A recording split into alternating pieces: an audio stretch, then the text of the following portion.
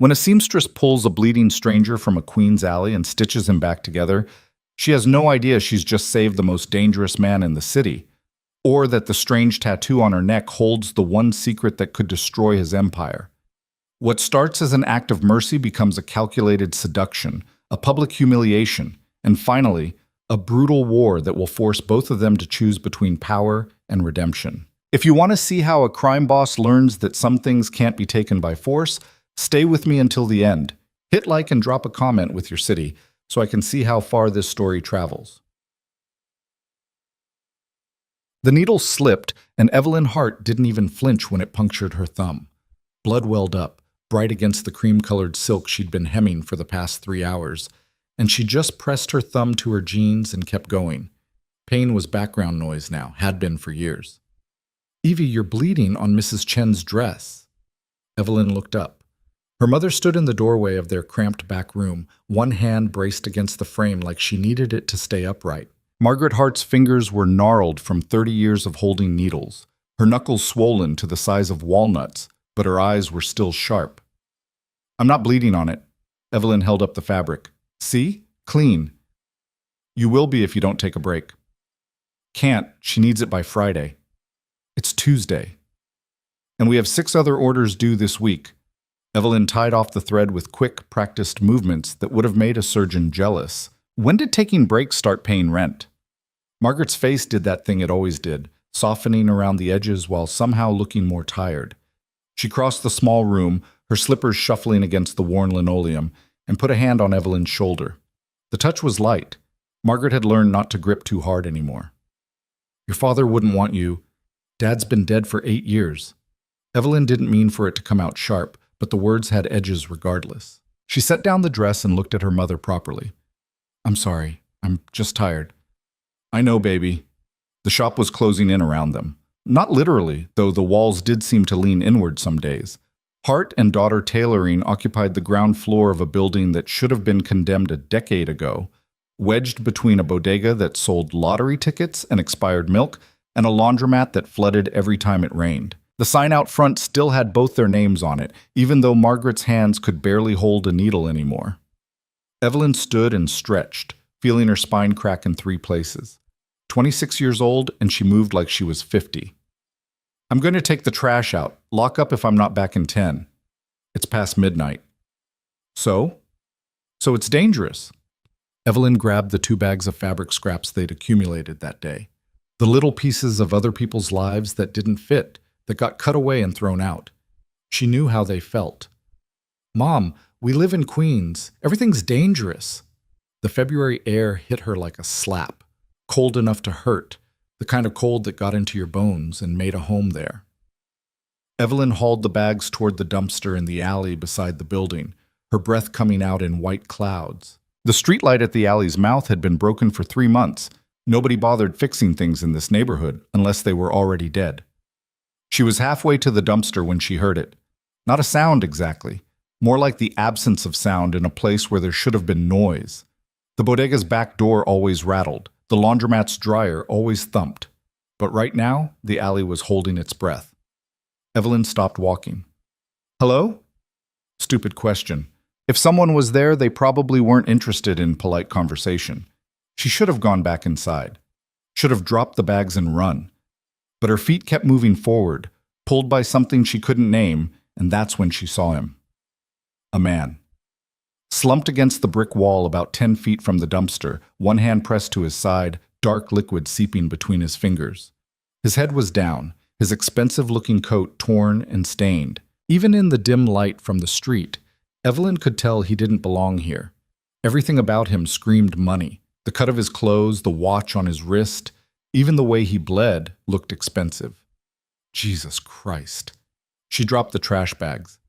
They hit the ground with a soft thump that made the man's head jerk up, and Evelyn got her first real look at his face. Handsome. Too handsome. The kind of face that belonged on billboards or movie screens, all sharp angles and perfect symmetry. Dark hair, dark eyes, skin pale from blood loss. He was probably in his early 30s, and he was staring at her like she was a hallucination. "You need a hospital," Evelyn said. "No." His voice was rough, strained. No hospitals. You're bleeding all over our alley. I'll move. He tried to stand.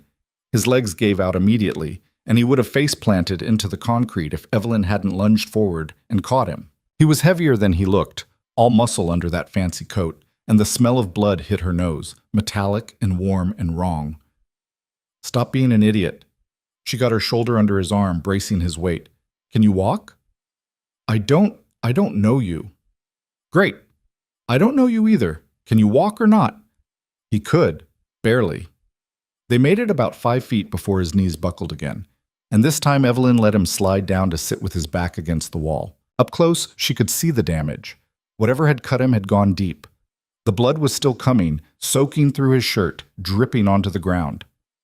You're going to die if you don't get help, she said flatly. Can't go to a hospital. Why not? Questions. That's when Evelyn understood. This wasn't some random mugging victim. This was someone running from something, or someone. And the kind of people who couldn't go to hospitals usually had very good reasons for avoiding questions. She should have walked away. Should have gone back inside, locked the door, called 911 anonymously from the bodega's payphone.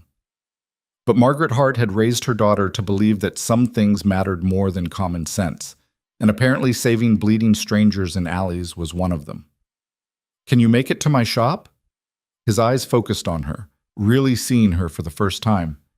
Why would you help me? Because you're bleeding to death in my alley, and I'm not a monster. Evelyn stood up. Come on, it's 20 feet. You can make 20 feet. He couldn't, not on his own, but with Evelyn bearing half his weight, her shoulder screaming in protest, they stumbled toward the back door of Hart and daughter tailoring like a pair of drunks leaving a bar. The man's blood left a trail behind them, dark drops on darker concrete, and Evelyn knew she'd have to clean that up before morning. The back door opened into their storage room, which was really just a closet with delusions of grandeur. Bolts of fabric lined the walls, boxes of thread and buttons stacked in precarious towers, and the ancient sewing machine Margaret had inherited from her mother taking up most of the floor space. Evelyn cleared off the cutting table with one arm, sending patterns and scissors clattering to the floor. Sit. He collapsed onto the table like a puppet with cut strings. His breathing was shallow, rapid. Going into shock, probably. Evelyn had exactly 0 medical training, but she'd watched enough TV to know that was bad. Take off your coat. What? Your coat. Off. I need to see how bad it is. He struggled out of the coat with movements that were more reflex than conscious thought. Underneath, his shirt was custom made, white cotton now turned red. Evelyn grabbed her fabric scissors, the good ones, sharp enough to cut silk, and started cutting the shirt away from the wound. What are you doing? Saving your life, apparently. The shirt fell away and Evelyn sucked in a breath. The wound ran along his left side, just below his ribs. Long, deep, precise. This wasn't a random stabbing. Someone had tried to gut him, and they'd almost succeeded. The blood was still flowing, not spurting. That was good. Meant no major arteries. But if she didn't stop the bleeding soon, he'd die anyway. I need to stitch this. You're a seamstress. Best offer you're getting. Evelyn turned to the cabinet where they kept their supplies. I've sewn through leather. Human skin can't be that different. That's insane. You got a better idea? She pulled out her sewing kit, dumping it on the table beside him. Thread, needles, a lighter she used to seal synthetic fabrics. Because I'm not seeing a lot of options here. He looked at her for a long moment, those dark eyes searching her face for something. Trust, maybe. Or just the will to live. Finally, he nodded. Do it. Evelyn washed her hands in the tiny sink in the corner, scrubbing until her skin turned pink. The water ran red when she rinsed. She dried her hands on a clean piece of muslin, then selected her finest needle, the one she used for detailed work on wedding dresses, and threaded it with black silk. This is going to hurt, she said. It already hurts. Fair point. Evelyn pulled the lighter from her pocket and ran the flame along the needle, sterilizing it as best she could. Then she leaned over the stranger and got to work. The first puncture made him hiss through his teeth. The second made his hand shoot out and grab her wrist, his grip iron hard. Stop, Evelyn said calmly. You're going to make me mess up, and then we'll both regret it. His hand loosened but didn't let go. She could feel his pulse through his fingers, too fast, too weak. What's your name? She asked, pulling the needle through flesh that was too much like fabric and not enough like it at the same time. Does it matter? I'm sewing your insides back together. I think I've earned a name. Silence. Then, Adrian. Evelyn. She tied off the first stitch with practiced efficiency. Now shut up and let me concentrate. It took 45 minutes. 45 minutes of Adrian's breathing getting progressively more labored, of Evelyn's hands cramping from the precise, tiny stitches required to close a wound this deep. She worked in silence, falling into the rhythm she knew: pull, loop, tie, cut. The same motion she had been making since she was 8 years old, sitting at her father's knee while he showed her how to hem a pair of pants. When she finally tied off the last stitch and cut the thread, her hands were shaking. Done, she said, stepping back. Adrian looked down at his side. The wound was closed, the stitches small and even, the kind of work that would have made Margaret proud. Blood still crusted around the edges, but the fresh bleeding had stopped. You did that with sewing thread, he said, his voice hollow with disbelief. Silk thread, the good stuff. Evelyn grabbed a bottle of rubbing alcohol from the cabinet. They used it to remove stubborn stains and poured it over a clean cloth. This is really going to hurt. She pressed the alcohol-soaked cloth to the wound before he could protest. Adrian's entire body went rigid, his jaw clenched so tight she could see the muscles jumping in his cheek. But he didn't make a sound. You're tougher than you look, Evelyn said. You have no idea what I look like. She did, though. Now that the immediate crisis was over, now that she wasn't focused on keeping him from bleeding out on her cutting table, she could see him clearly. And what she saw didn't make sense. This man was rich, not just comfortable, not just well-off, rich, the kind of rich that came with drivers and bodyguards, and people whose entire job was making sure you never ended up bleeding in an alley in Queens. His watch alone probably cost more than her shopmate in a year. So what the hell was he doing here? Who stabbed you? She asked. Someone who's going to regret it. That's not an answer. It's the only one you're getting. Adrian tried to sit up, grimaced, and fell back against the table. I need to make a phone call. Phone's in the front. Evelyn started cleaning up the blood-soaked fabric scraps, her hands moving on autopilot. You think you can walk that far? I don't have a choice. He made it to his feet through sheer willpower and what Evelyn suspected was a frankly stupid amount of pride. She watched him sway, waited to see if he'd fall, then grabbed his arm when it became clear he might. Come on. The front of the shop was dark except for the streetlight bleeding through the windows. Evelyn's workspace dominated the room. 2 industrial sewing machines, a dress form wearing half-finished bridesmaid dress, bolts of fabric stacked against every wall. The phone sat on a cluttered desk in the corner, buried under invoices and order forms and the general chaos of a business that was always one bad month away from going under. Adrian picked up the receiver with hands that shook slightly. He dialed a number from memory, then waited. It's me, he said when someone answered. I need a car. A pause. Queens, Hart and Daughter Tailoring on... He looked at Evelyn. 47th Street, she supplied. 47th Street, 10 minutes. He hung up without saying goodbye. Friends of yours? Evelyn asked. Something like that. They stood in awkward silence. Adrian leaned against the desk like he was trying to look casual and failing spectacularly. Evelyn crossed her arms and studied him, this bleeding stranger who'd stumbled into her life and would probably stumble right back out of it the second his ride arrived. You should sit down, she said finally. I'm fine. You're about to pass out. I said I'm fine. He wasn't. Evelyn could see it in the way his skin had gone from pale to gray, in the sweat beading on his forehead despite the cold. She pulled out the chair from her mother's old desk and shoved it toward him. Sit. I didn't spend an hour sewing you back together just to watch you crack your head open on my floor. Adrian sat. It was less a choice and more a controlled collapse, and Evelyn pretended not to notice the way his hands gripped the chair arms to keep himself upright. Thank you, he said quietly. Don't. I probably just made the stupidest decision of my life. Why did you help me? Evelyn shrugged. My mom would have. Your mother? She owns this place. Well, we own it together. Technically, Evelyn gestured at the shop. the small empire of thread and fabric that was falling apart a little more every day.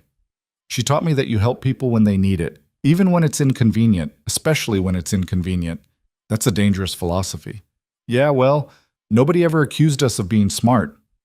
Adrian's eyes moved around the shop, taking in details Evelyn had stopped seeing years ago. The water stain on the ceiling that looked like a map of Italy, the crack in the front window they'd covered with packing tape, the ancient cash register that jammed every third transaction. "How long have you been here, Ed?" he asked. "My whole life.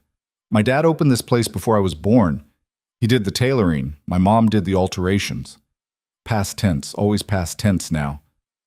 "After he died, we kept it going." "I'm sorry." "Don't be. It was a long time ago." Well, not long enough that it didn't still hurt, but Evelyn had gotten good at pretending the grief was manageable. Construction accident. One of those things. She didn't know why she was telling him this. Maybe because he was bleeding and vulnerable and would be gone in a few minutes anyway. Maybe because it was late and she was tired and her defenses were down. Or maybe because something about the way he looked at her made her feel like he actually gave a damn, which was probably the blood loss talking. A car horn honked outside. Adrian stood up slowly, testing his balance. "That's my ride. Try not to rip those stitches on the way out. I don't do free repairs." He almost smiled. It was there and gone in a second, but Evelyn caught it. "What do I owe you?" "For what?" "For saving my life." Evelyn laughed, sharp and bitter. "I don't know. What's the going rate for illegal medical procedures in Queens?" "Name a price." "I don't want your money." "Everyone wants money." "Then I'm not everyone." She walked to the door and unlocked it, pulling it open. Cold air rushed in, sharp and clean after the smell of blood and alcohol. "Get out of here before you bleed on my floor again." Adrian moved toward the door, each step careful and measured. When he reached her, he stopped. "I'll remember this," he said. "Great. Tell all your friends. Maybe I'll start a side business stitching up criminals." "Evelyn, go." He went.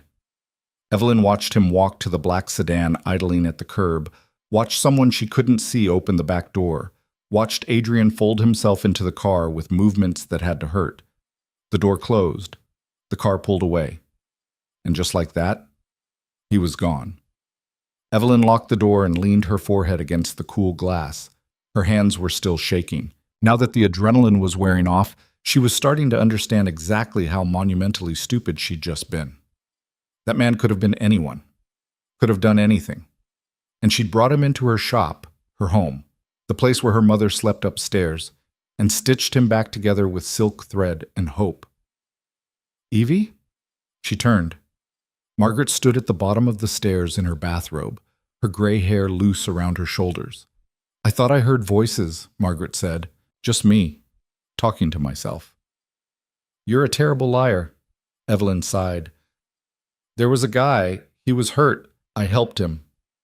"In the shop?" "In the alley, then in the shop." Margaret crossed the room faster than Evelyn expected, her hands reaching for her daughter's face, tilting it up to the light. "Are you hurt? Did he hurt you?" "No, Mom, I'm fine. He's the one who was bleeding." "Where is he now?" "Gone. His people picked him up." Margaret's hands dropped. Her expression cycled through relief, anger, and resignation in about 3 seconds. "You can't do things like that, Evie. You can't bring strangers in here. It's not safe." "He would have died. And that's very sad, but it's not your responsibility to save every person who... You would have done the same thing." Margaret went quiet. They both knew it was true. The hearts had a fatal flaw, and it was caring too much about people who probably didn't deserve it. "Just promise me you'll be more careful," Margaret said finally. "I promise." Lie, but a kind one. Evelyn helped her mother back upstairs, made sure she took her medication, waited until she heard the bedroom door close. Then she went back down to the shop and started cleaning. The blood on the cutting table, the blood on the floor, the scraps of Adrian's expensive shirt. She worked methodically, erasing every trace of what had happened, until the shop looked exactly like it had before a bleeding stranger had stumbled into her life. But she couldn't erase the memory. Couldn't stop thinking about the way he'd looked at her, like she was something rare. Couldn't forget the weight of him as she'd held him up, the warmth of his blood on her hands. When she finally went to bed, the sun was already starting to rise. Evelyn lay on her narrow mattress in her narrow room and stared at the ceiling, wondering if Adrian was okay, wondering if she'd ever see him again, wondering why part of her hoped she would. She fell asleep with those questions unanswered. 3 days later, Adrian walked through the front door of Hart and Daughter Tailoring like he owned the place. Evelyn was at her sewing machine, hemming a pair of pants for Mr. Rodriguez from the bodega, when the bell above the door chimed. She looked up, expecting a customer, and found Adrian instead. He looked different, still expensive, but now the wealth was displayed properly. Tailored suit, perfect hair, the kind of confident posture that came from never having to question whether you belonged somewhere. The wound in his side was hidden, but Evelyn knew it was there. She'd put it back together with her own hands. "We're busy," she said, turning back to her machine. "I need a suit altered." "Go to Nordstrom. I want you to do it." Evelyn stopped the machine. "Why?" "Because you're good at what you do." You've never seen my work." "I've seen enough." Adrian moved further into the shop, and Evelyn noticed the way he moved, carefully, favoring his left side. The stitches were probably still healing. "How much for a full alteration?" "More than you want to pay for work from a shop in Queens." "Try me." She named a price that was 3 times her normal rate, expecting him to laugh or walk out. He didn't. "When can you have it done?" Evelyn stared at him. "You're serious?" "Completely." This was a mistake. Every instinct Evelyn had was screaming that this was a mistake, that Adrian's presence here meant something she didn't understand yet, something dangerous. But they needed the money. They always needed the money. "Friday," she said. "Perfect." Adrian pulled off his jacket and handed it to her. "I'll come back for the fitting tomorrow." "Tomorrow?" "Unless that's a problem." It was absolutely a problem. Evelyn had 6 other orders due this week. Her mother's hands were getting worse, and she was already running on about 4 hours of sleep a night. But she looked at Adrian, at the way he was watching her with those dark eyes, and heard herself say, "Tomorrow's fine." "Good." He headed for the door, then paused. "How's your mother?" The question caught her off guard. "Fine. Why?" "Just asking." He left before she could respond, the bell chiming cheerfully behind him. Evelyn sat there holding his jacket, expensive fabric soft under her fingers, and wondered what the hell she'd just agreed to. Margaret came down from upstairs an hour later and found Evelyn still sitting there, staring at the jacket like it might bite her. "Who was that man?" Margaret asked. "A customer." "Evie." "Fine. He's the guy from the alley, the one I stitched up." Margaret went very still. "And he came back. Apparently."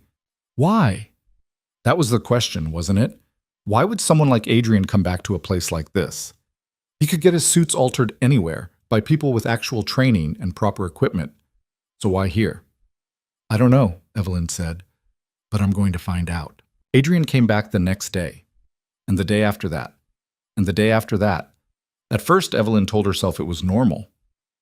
Rich people were particular about their clothes, and alterations took time. But by the 4th visit in a week, even she couldn't pretend this was standard customer behavior.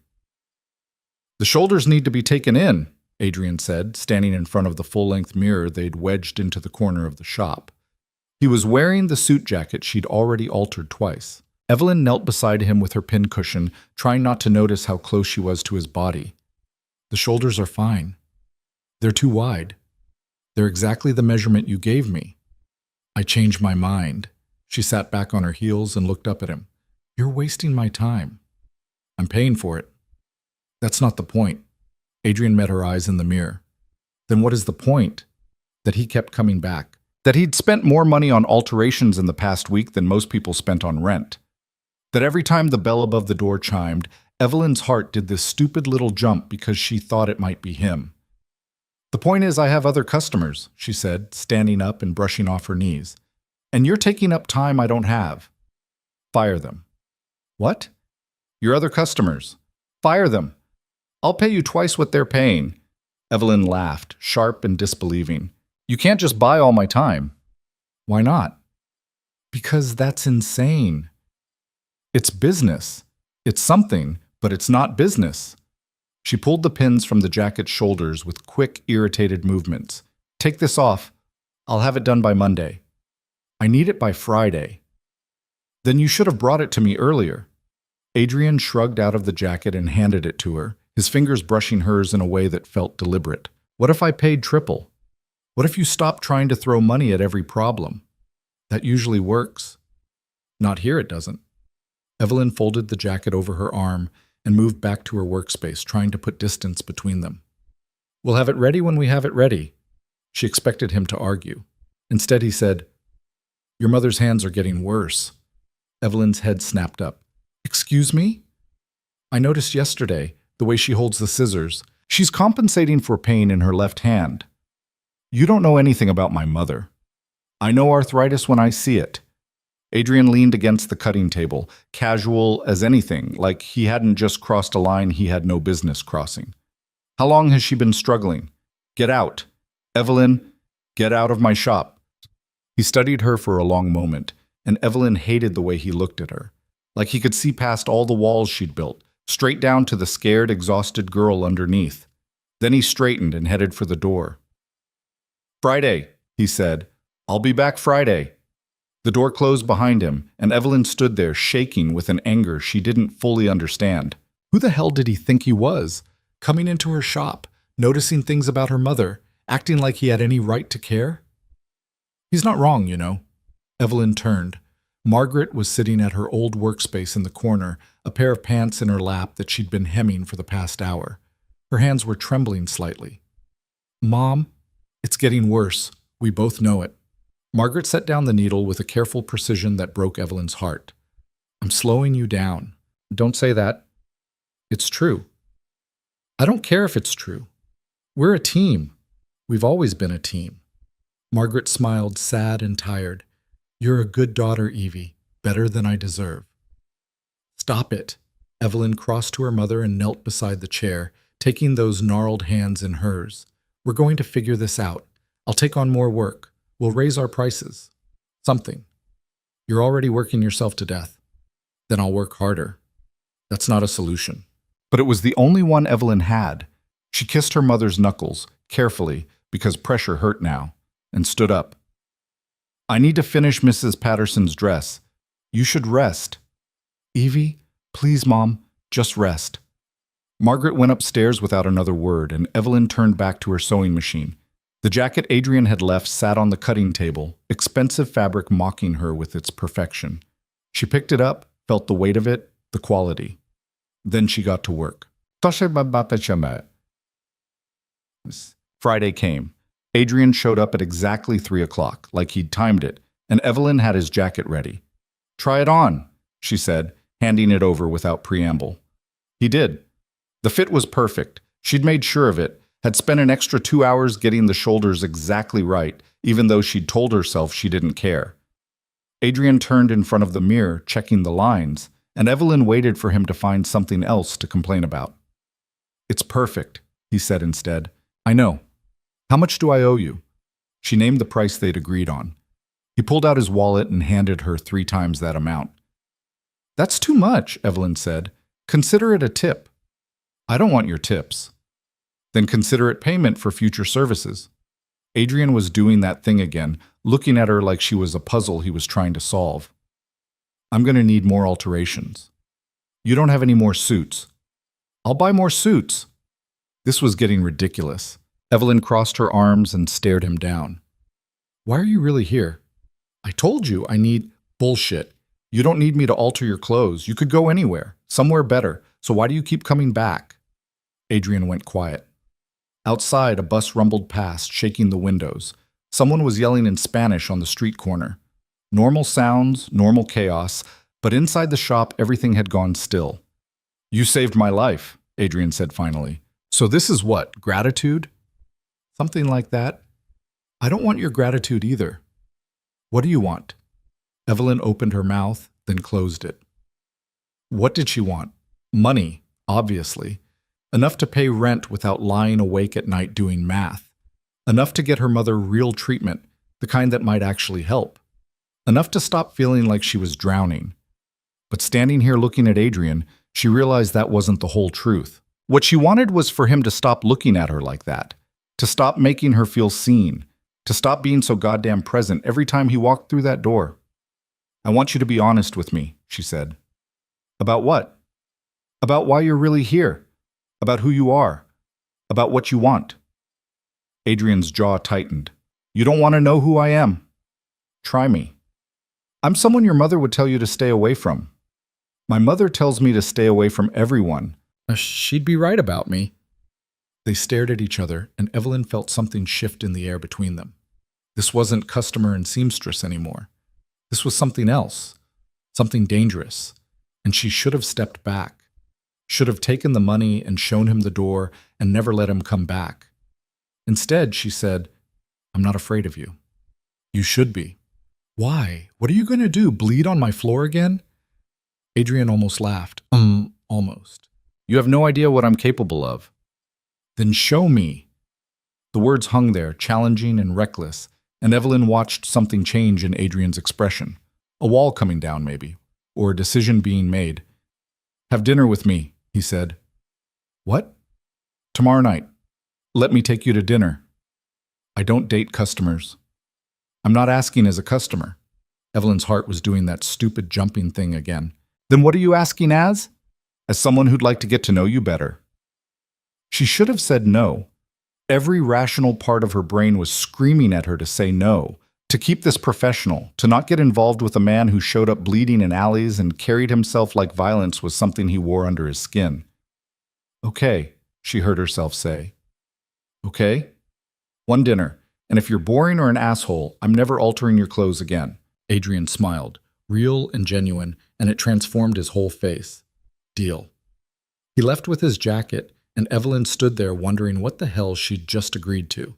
Margaret came down 10 minutes later and found her daughter sitting at the sewing machine staring at nothing. You said yes, didn't you? Margaret asked.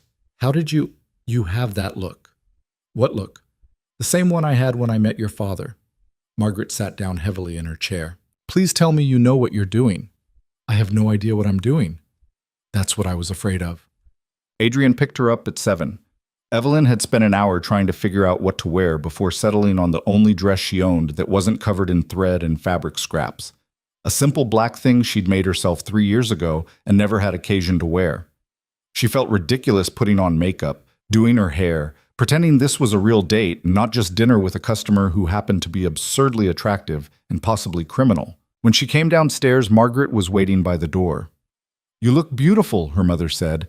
I look like I'm trying too hard. That's the same thing. The doorbell rang. Evelyn took a breath, checked her reflection one more time in the mirror by the coat rack, and opened the door. Adrian stood on the sidewalk in a different suit, one she hadn't altered, thank God, holding flowers. Actual flowers, like this was a movie or something. These are for your mother, he said, handing them to Margaret, who'd appeared behind Evelyn like a ghost.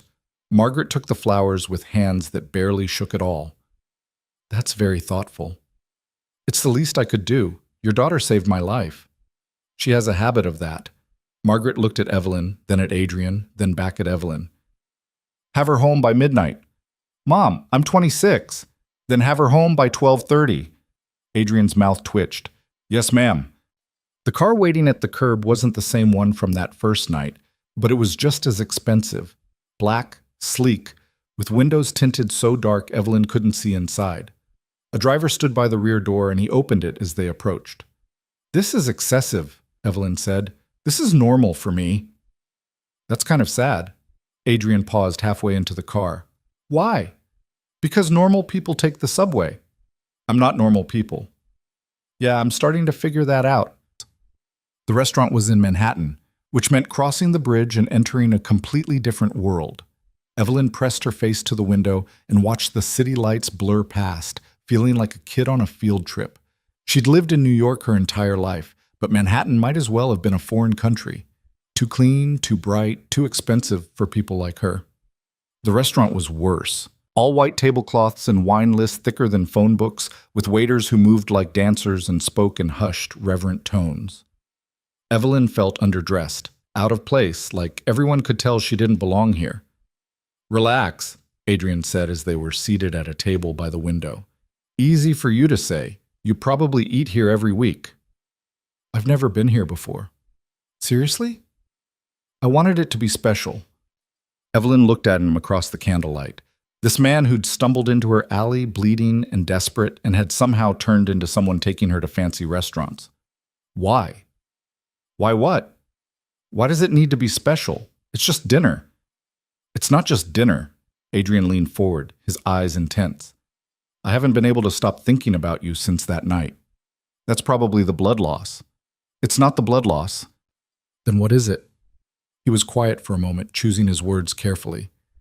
You're real. Everyone else in my life wants something from me, or they're afraid of me, or they're both.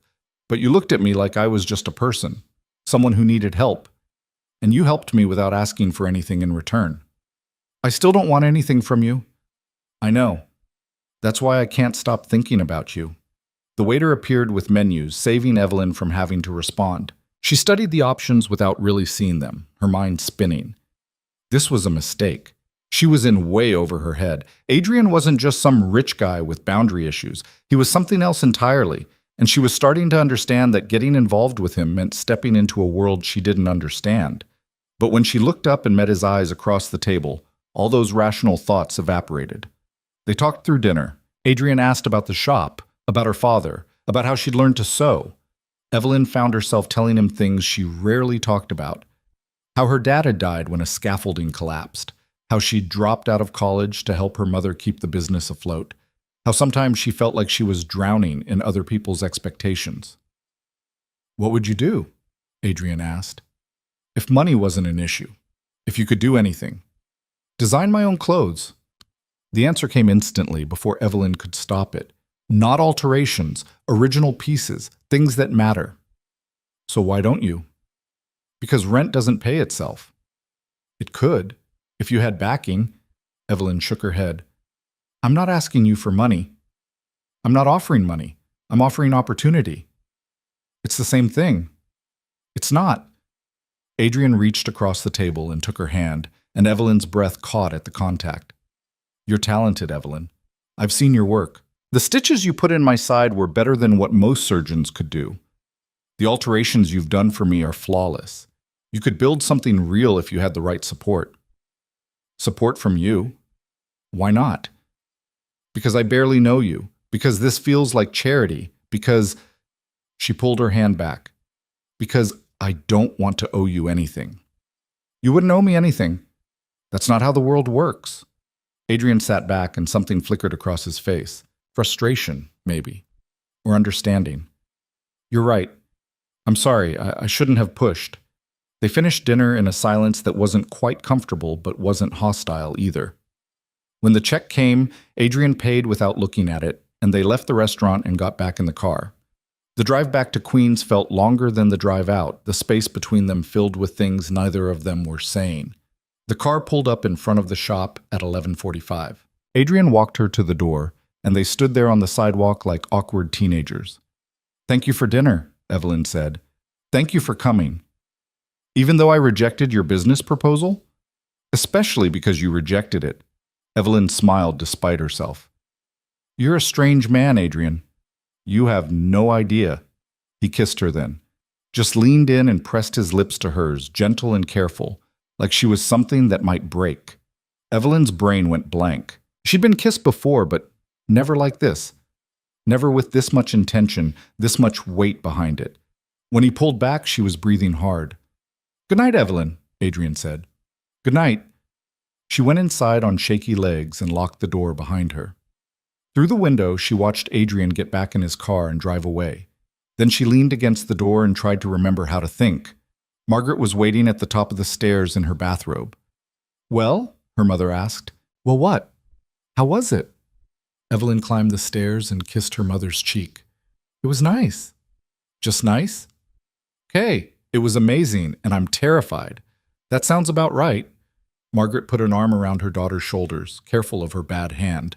Just be careful, baby. Men like that, they come from a different world. I know. Do you? Evelyn did. But she also didn't care. Adrian came to the shop every day for the next 2 weeks. Sometimes he brought clothes to be altered. Sometimes he just showed up with coffee and sat in the corner watching her work. Sometimes he brought Margaret flowers or food from restaurants she'd never heard of, or medicine for her hands that probably cost more than Evelyn made in a month.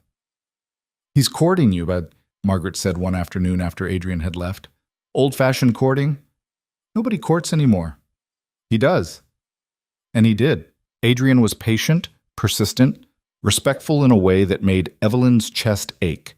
He never pushed for more than she was willing to give. Never tried to buy her affection.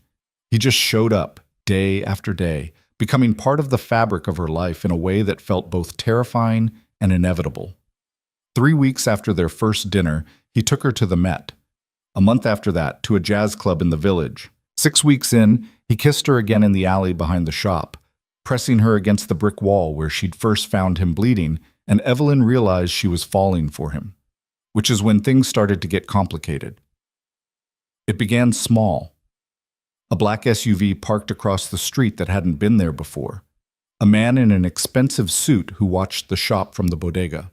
Adrian's driver looking nervous when he dropped her off. "Is something wrong?" Evelyn asked Adrian one night.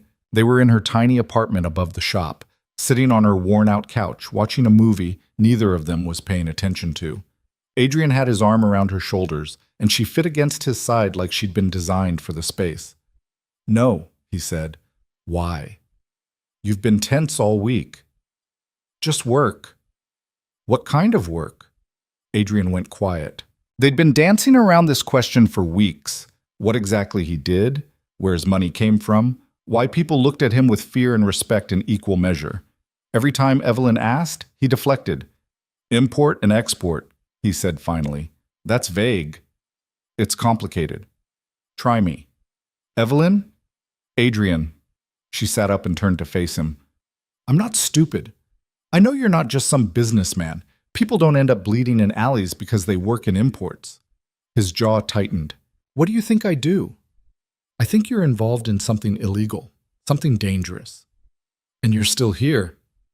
"I'm still here." "Why?" Evelyn took his face in her hands. "Because whoever you are outside this apartment, you're different when you're with me. You're gentle. You're kind. You bring my mother flowers and you sit in my shop for hours just to watch me work. So either you're the best actor I've ever met, or there's something real here." "There's something real here," Adrian said quietly. "Then trust me enough to tell me the truth." He pulled away from her and stood up, running his hands through his hair. When he turned back, his face was harder, colder, the face of the man she'd first seen in that alley. "My family runs things in this city," he said. "Clubs, restaurants, construction, shipping. Some of it's legal, most of it isn't. You're talking about the mafia. I'm talking about business. That's the same thing. It's not that simple. It never is." Evelyn stood too, closing the distance between them. "Is that what the stabbing was about, family business?" "Yes." "Are you going to get stabbed again?" "I'm trying very hard not to." She should have been afraid, should have run, but all Evelyn felt was a strange, bone-deep certainty that this didn't change anything. She'd known from the beginning that Adrian was dangerous, she just hadn't cared. "Okay," she said. "Okay? I can live with that." Adrian stared at her like she'd grown a second head. "You can live with dating someone involved in organized crime." "Apparently." "Evelyn, you don't understand what you're saying. My life, the things I do, I don't care. You should care." "But I don't." She stepped closer until there was no space left between them. "I'm not asking you to be someone you're not. I'm just asking you to be honest with me." "I am being honest." "Then we're fine." Adrian kissed her hard, desperate, like he was trying to convince himself this was real. Evelyn kissed him back with everything she had, and somewhere in the back of her mind she knew this was a turning point. That saying yes to this meant saying yes to everything that came with it. She said yes, anyway. 2 months in, Adrian asked her to meet his family. "No," Evelyn said immediately. "Why not?" "Because meeting the family is serious, and this is—" She gestured vaguely between them. "I don't know what this is yet." "I know what it is." They were in his apartment this time, a penthouse overlooking Central Park that made Evelyn's entire shop look like a closet. She'd been spending more time here lately, drawn by the space and the quiet, and the novelty of having more than one room to exist in. "What is it then?" she asked. Everything. The word hung there, too big and too honest. Evelyn's throat went tight. Adrian, I'm in love with you.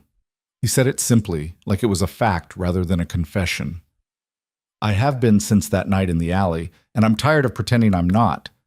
Evelyn sat down on his obscenely comfortable couch and tried to process this. Love. He loved her. This man with his dangerous family and his expensive suits and his hands that could probably kill people loved her, the seamstress from Queens who couldn't even afford to fix her shop's front window. You barely know me, she said weakly. I know enough. You're insane. Probably. Adrian knelt in front of her, taking her hands. But that doesn't make it less true. I love you, Evelyn, and I want you to meet my family because they're part of my life, and I want you to be part of my life too. What if they hate me? They won't. What if they think I'm not good enough for you? Then they're idiots. He kissed her knuckles, gentle and reverent. Please, just dinner, one dinner. Evelyn looked at him kneeling there, this powerful, dangerous man reduced to asking instead of demanding, and felt her resistance crumble. One dinner, she agreed. Thank you. But as she said it, a small voice in the back of her head whispered that this was a mistake. That meeting Adrian's family meant stepping fully into his world, and once she did, there would be no stepping back. She ignored the voice. That was her first real mistake. The dinner was set for the following Saturday at the Vale family estate in Connecticut. Adrian sent a car for her, but Evelyn insisted on taking the train. She needed the time to think, to prepare, to convince herself this wasn't the worst decision she'd ever made. Margaret had helped her pick out an outfit, the nicest thing Evelyn owned that she hadn't made herself, a navy dress they'd found at a consignment shop 2 years ago. Her mother had pressed it carefully, her swollen fingers moving slowly over the fabric. You don't have to do this, Margaret had said that morning. I know. But you're going to anyway. I love him, Mom. Margaret had looked at her daughter with eyes that held too much understanding. I know you do, baby. That's what scares me. Now sitting on the train watching Connecticut roll past, Evelyn wondered if her mother had been right to be scared. She touched the flower tattoo on her neck absently, a nervous habit she'd had since she was 18. It was small, delicate, a lily her father had drawn for her the week before he died. She'd gotten it inked after the funeral, something to keep him close. Adrian was waiting at the station in Greenwich, leaning against a different car, something low and fast and probably worth more than Evelyn would make in her lifetime. He smiled when he saw her, and some of her anxiety eased. You came, he said, pulling her into his arms. I said I would. I know. I was still worried you'd change your mind. I almost did. 3 times on the train. He kissed her forehead. I'm glad you didn't. The drive to the estate took 15 minutes through neighborhoods that got progressively more intimidating. Gates, security cameras, houses that couldn't be called houses because they were too big. Mansions, compounds, monuments to wealth Evelyn couldn't fathom. When they finally turned through a set of iron gates with a V worked into the metalwork, her stomach dropped. This is where you grew up? She asked. Unfortunately. The house at the end of the long driveway was massive. Stone and glass and perfectly manicured lawns with fountains and gardens and what looked like an actual hedge maze. It was the kind of place Evelyn had only seen in movies, and she suddenly felt very small in her consignment shop dress. I can't do this, she said as Adrian parked the car. Yes, you can. Look at this place. Look at me. I don't belong here. Adrian turned to her, taking her face in his hands. You belong wherever I am, and I'm here, so you belong here too. That's not how the world works. It's how my world works. He kissed her gently. Just be yourself. That's all I'm asking. Easier said than done. Evelyn let Adrian help her out of the car and guide her up the front steps, her heels clicking against marble that probably cost more per square foot than her entire shop. A man in an actual butler's uniform opened the door. Mr. Vale, the butler said with a slight bow. Your family is waiting in the dining room. Thank you, Harrison. The inside was worse than the outside. Evelyn caught glimpses of rooms as they walked through, a library with floor-to-ceiling books, a sitting room with furniture that looked like it belonged in a museum, artwork on the walls that might actually be real.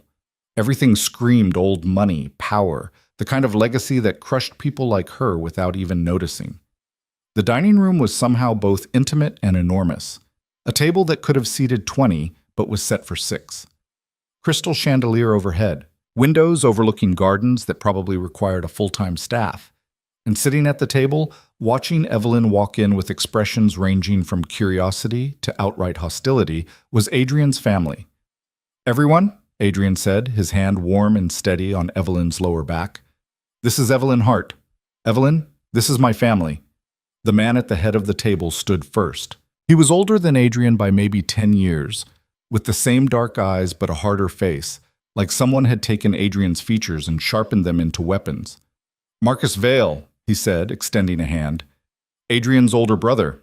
Evelyn shook his hand. His grip was too tight, too long, a test she didn't know the rules for. "Pleasure," Marcus said, though his tone suggested otherwise. The woman next to him was beautiful in that cold, polished way that required money and maintenance. Blonde, thin, wearing diamonds that caught the light. "Catherine," she said without offering her hand. "Marcus's wife." Across from them sat a younger man who looked bored with the entire proceeding. "Daniel," he said with a lazy wave, "the disappointment of the family. Nice to meet you." "Daniel?" Adrian said warningly. "What?" "I'm being honest." The last person at the table was a woman in her 60s, elegant and sharp-eyed, wearing pearls and judgment in equal measure. She studied Evelyn like she was an insect under glass. "Mother," Adrian said, "this is Evelyn." "Victoria Vale." The woman's voice could have cut diamonds. "Sit down, dear. You're making the staff nervous hovering like that." Evelyn sat in the chair Adrian pulled out for her, acutely aware of every movement, every breath. Adrian took the seat beside her, his hand finding hers under the table and squeezing. Dinner was brought out by silent servers who appeared and disappeared like ghosts. Course after course of food Evelyn couldn't identify, served on plates that probably cost more than her rent. She picked at everything, her appetite gone, while Adrian's family made polite conversation that felt like circling sharks. "So, Evelyn," Victoria said after the third course, "Adrian tells us you're a seamstress." "Yes, ma'am. I run a tailor shop in Queens with my mother." "How quaint." The word dripped condescension. "And you learned this trade from your parents?" "From my father originally. He died when I was 18. "I'm sorry to hear that." Victoria didn't sound sorry. "And your mother continues the business?" "We run it together." "Must be difficult, maintaining a business in that neighborhood." There it was. That neighborhood. Like Queens was something dirty, something shameful. Evelyn felt Adrian tense beside her. "We manage," Evelyn said evenly. "I'm sure you do." Marcus leaned back in his chair, swirling wine in a glass that probably cost more than Evelyn's sewing machine. "It's admirable, really. Small business owners are the backbone of America." He made it sound like an insult. "How did you two meet?" Catherine asked, her smile sharp as a knife. Adrian jumped in before Evelyn could answer. "She did some alterations for me. We got a talking." "Alterations," Marcus repeated. "That's all?" "That's all." "Interesting." Marcus's eyes moved between them, calculating. "You know, Adrian's usually more discreet about his personal life. The fact that he brought you here must mean you're special." "She is special," Adrian said. "Special enough to meet the family.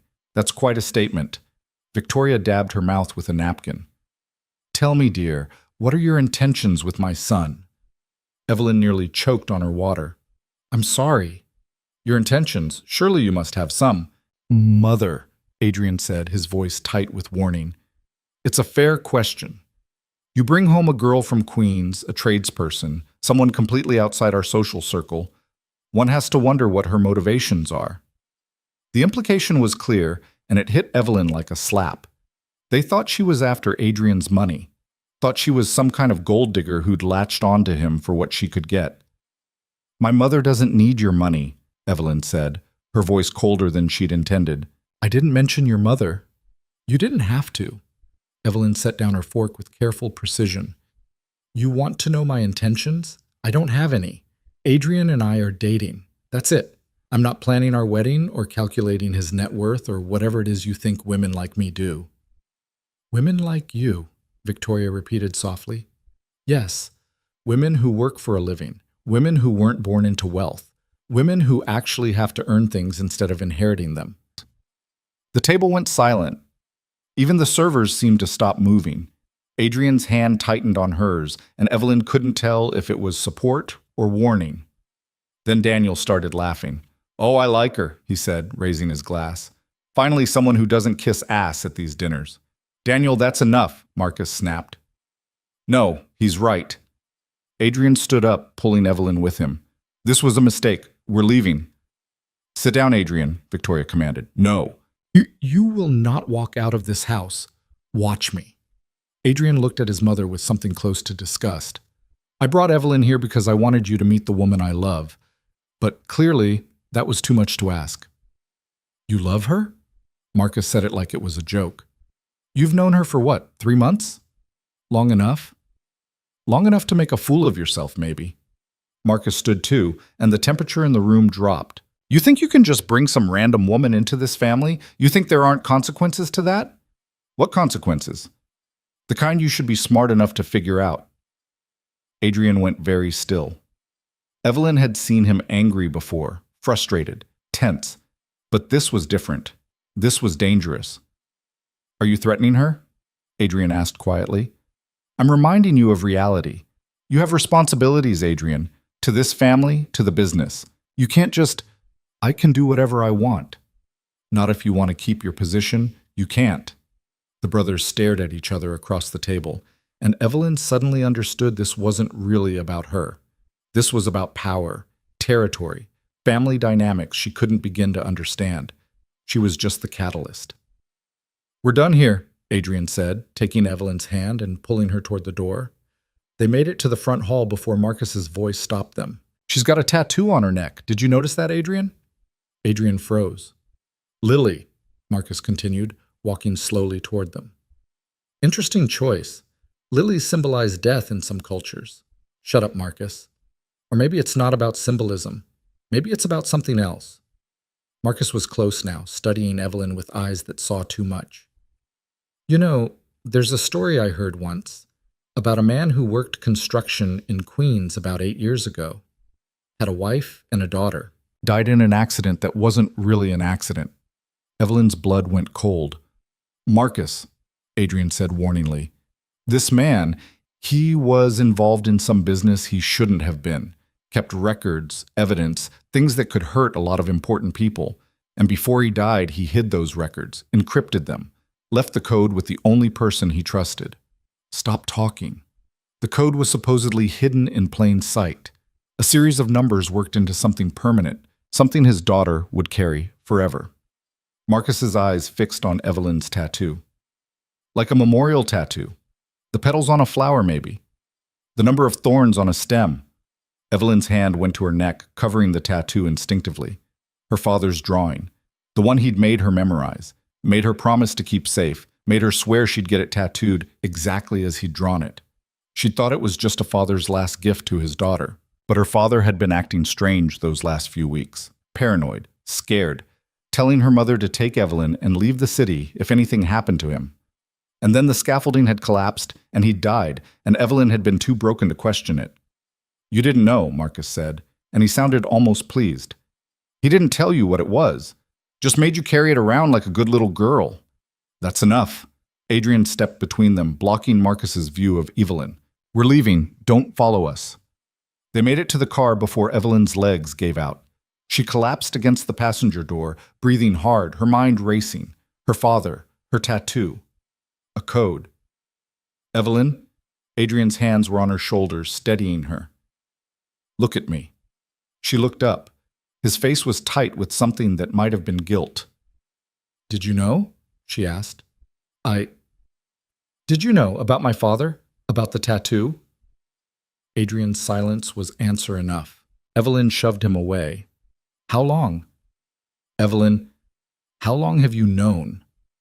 "Since that first night, in the alley." Adrian ran his hands through his hair and he looked wrecked. "When I saw the tattoo, I recognized the pattern. I've been looking for that code for 2 years. So all of this, the shop, the dinners, telling me you love me, all of it was just to get to my tattoo?" "No, it started that way, but But what? But you actually fell for me while you were lying to me? I wasn't lying about my feelings. You were lying about everything else. Evelyn's voice cracked. You let me fall in love with you, and the whole time you were just using me. That's not true. Then what is true, Adrian? Because right now I don't know what's real and what's part of whatever sick game you've been playing. Adrian reached for her, and she jerked back. The hurt on his face would have broken her heart if her heart wasn't already shattered. I was going to tell you, he said. I was waiting for the right time. When? After you got what you wanted? I don't want the code anymore. I want you. I don't believe you. Evelyn, please, take me home. We need to talk about this. There's nothing to talk about. Evelyn opened the car door and got in, staring straight ahead. Take me home, or I'll find my own way back. The drive to Queens was silent, except for Evelyn's occasional hitched breath as she fought not to cry. Adrian tried to speak twice, but she cut him off both times. When they finally pulled up in front of the shop, she got out without a word. Evelyn, wait. She turned.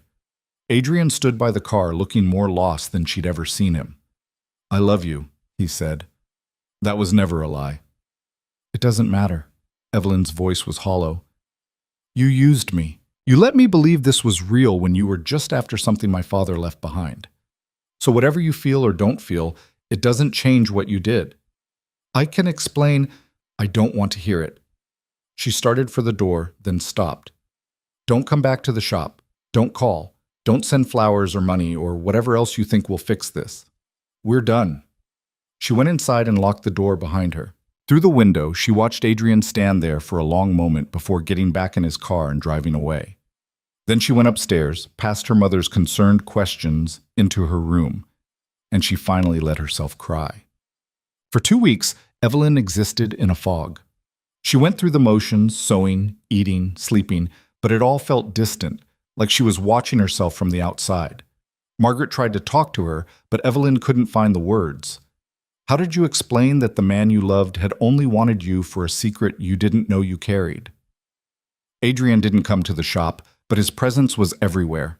In the clothes she'd altered that still hung in the back room, in the chair where he used to sit and watch her work, in the flowers he'd brought Margaret that were dying slowly in their vase. Evelyn threw herself into work, taking on more orders than she could handle, staying up until 3 a.m, hunched over her machine. If she kept moving, kept busy, she didn't have to think, didn't have to feel. But late at night, alone in her room, she touched the tattoo on her neck and wondered, what had her father hidden? Why had he chosen her to carry it? And what would Adrian have done with the information if she'd given it to him? The questions ate at her until she couldn't stand it anymore. 3 weeks after that disastrous dinner, Evelyn went to the library and started researching. Her father's death, the construction company he'd worked for, the accident that had killed him and 3 other men when scaffolding mysteriously failed. It took hours of digging through old newspaper archives, but she found it. A brief mention in a story about construction corruption. Her father's name listed among workers who'd reportedly filed complaints about safety violations weeks before the accident. The investigation had been closed quickly, ruled accidental, no charges filed. But there, in a sidebar about the construction company's ownership, Evelyn saw a name she recognized, Vale Industries. Her father had been killed by Adrian's family. The realization hit her like a punch to the gut. She sat in the library's flickering fluorescent light, staring at the screen, and everything clicked into place. Her father had found evidence of something, probably tied to the construction company. He'd hidden it, turned it into a code, given it to her. And then Adrian's family had killed him to keep him quiet, which meant Adrian had known. He'd known his family was responsible for her father's death, and he'd still pursued her, still lied to her, still let her fall in love with him. Evelyn made it home before she threw up. Margaret found her in the bathroom, pale and shaking, and for the first time in 3 weeks, Evelyn told her mother everything. We need to go to the police, Margaret said immediately. And tell them what? That I have a tattoo with numbers in it? That my boyfriend's family maybe killed Dad 8 years ago? They'll laugh us out of the station. Then what do we do? Evelyn looked at her mother's frightened face and felt something harden in her chest. I don't know yet, but I'll figure it out. She didn't have to figure it out alone. The next morning, there was an envelope slipped under the shop's door. No address, no stamp, just her name and handwriting she didn't recognize. Inside was a single piece of paper with a phone number and a message. If you want the truth about your father, call this number. A friend. Evelyn stared at it for a long time. This could be anything, a trap, a scam, someone from Adrian's family trying to manipulate her. But it could also be exactly what it claimed to be. And she was tired of not knowing, tired of being used, tired of feeling helpless. She called the number. A woman answered. Miss Hart, I was hoping you'd reach out. Who is this? Someone who knew your father. Someone who's been waiting a long time for you to start asking questions. A pause. My name is Rachel Chen. I'm an investigator with the state attorney's office, and I think you and I need to talk. They met in a coffee shop in Brooklyn, neutral territory. Rachel was in her 40s, sharp-eyed and professional, with the kind of face that had seen too much to be surprised by anything. Your father was helping us build a case, Rachel said after they'd settled into a corner booth, against Vale Industries and several other construction companies engaged in bid rigging, safety violations, and money laundering. He was going to testify. And they killed him. We believe so. But without the evidence he collected, we couldn't prove it. The case fell apart. What kind of evidence? Ledgers, mostly. Financial records showing money movement between legitimate construction contracts and various criminal enterprises. Your father had access to the books. He photographed everything. And he hid it. Yes, we knew he'd created some kind of backup, but we could never find it. And after he died, we had to close the investigation.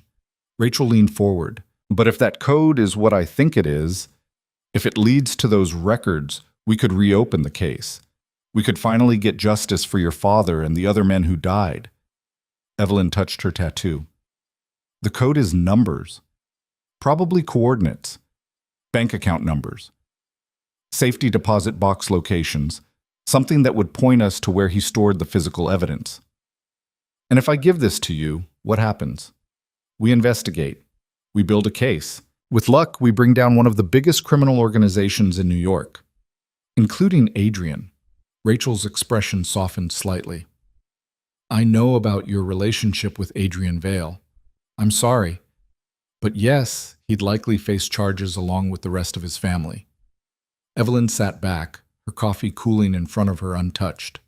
She could do this. Could hand over the numbers, watch Adrian's world burn, get revenge for her father and for herself. It would be justice. It would be right. But it would also destroy the man she still, despite everything, loved. I need time to think, she said. Miss Hart, I need time. Rachel pulled out a card and slid it across the table. When you're ready, call me. But don't wait too long. People like the Vales don't stay in the dark forever. If they know you have what they're looking for, you're in danger. Evelyn pocketed the card and left. She walked for hours through Brooklyn, through neighborhoods she'd never been to, past lives she'd never lived, and somewhere between the brownstones and the bodega, she made her decision. She was going to the wedding, not Adrian's wedding. They'd never gotten that far. But Marcus's wedding was in 2 weeks, a massive society affair that had been all over the papers. The Vale family's eldest son marrying into old money, cementing alliances, putting on a show of legitimacy. And Evelyn was going to crash it. Not for revenge exactly, not even for justice, though that was part of it. She was going because she needed Adrian to see her one more time, needed him to understand what he'd lost, needed to look him in the eye in front of his entire family and their world, and make him face what he'd done. Then she'd decide what to do with her father's code. Margaret thought she was insane. They'll throw you out, her mother said. Or worse. Let them try. Evie, this is dangerous. Everything's dangerous, Mom. At least this way I'm choosing the danger instead of having it choose me. She spent the next 2 weeks preparing. She made herself a dress, not from a pattern, but from her imagination, the kind of original design she'd always dreamed of creating. Midnight blue silk that moved like water, with a neckline that showed her tattoo proudly. It was the most beautiful thing she'd ever made, and she was going to wear it into the lion's den. The night before the wedding, Adrian called. It was the first time she'd heard from him since she'd told him to leave. Evelyn stared at her phone for 5 rings before answering. Hello? Evelyn. His voice sounded rough, tired. I know you don't want to hear from me, but I needed to warn you. Marcus knows about the code. He's going to come after it. Let him. You don't understand. He's dangerous. More dangerous than you realize. I understand perfectly. Evelyn, please. Leave the city for a while. Take your mother and go somewhere safe. I'm not running. Then at least let me protect you. I don't need your protection, Adrian. I never did. She hung up before he could respond. Her hands were shaking, but her resolve was iron solid. Tomorrow she'd walk into that wedding. Tomorrow, everything would change. She just didn't know how much. The cathedral was everything Evelyn had expected, and worse. Gothic stone reaching toward the sky, stained glass windows that probably cost more than her shop's entire building, and a line of luxury cars stretching down Fifth Avenue like a parade of obscene wealth. She stood across the street in her midnight blue dress, watching the elite of New York file inside in their designer gowns and custom tuxedos, and nearly turned around 3 times. But then she thought of her father, thought of the lies, thought of Adrian sitting in her shop day after day, pretending to care while hunting for a secret she hadn't known she carried. She crossed the street. The security at the door was heavy, men in dark suits with earpieces who checked names against a list. Evelyn walked past them like she belonged there, chin up, shoulders back, every inch of her screaming confidence she didn't feel. One of them reached out to stop her. Name? He asked. I'm with the Vale family. Your name, he repeated, his hand on her arm now. Is there a problem? The voice came from behind the guard, sharp and female. Catherine appeared, Marcus's wife, dripping diamonds and disdain. She looked Evelyn up and down, and something like amusement crossed her face. Let her through. Ma'am, she's not on the list. I said let her through. Catherine leaned in close to Evelyn, her smile razor sharp. This should be entertaining. Evelyn walked past the guards and into the cathedral, her heart hammering so hard she thought it might crack her ribs. The interior was even more overwhelming than the outside. Flowers everywhere. White roses, lilies, orchids flown in from somewhere tropical. Hundreds of guests already seated in pews that looked like they'd been hand-carved by master craftsmen. An orchestra tuning up in the balcony. At the altar, Marcus stood in a tuxedo that probably cost what Evelyn made in 6 months, looking smug and self-satisfied. And standing beside him, Adrian. Evelyn's breath caught. She hadn't seen him in 3 weeks, and the sight of him now hit her like a physical blow.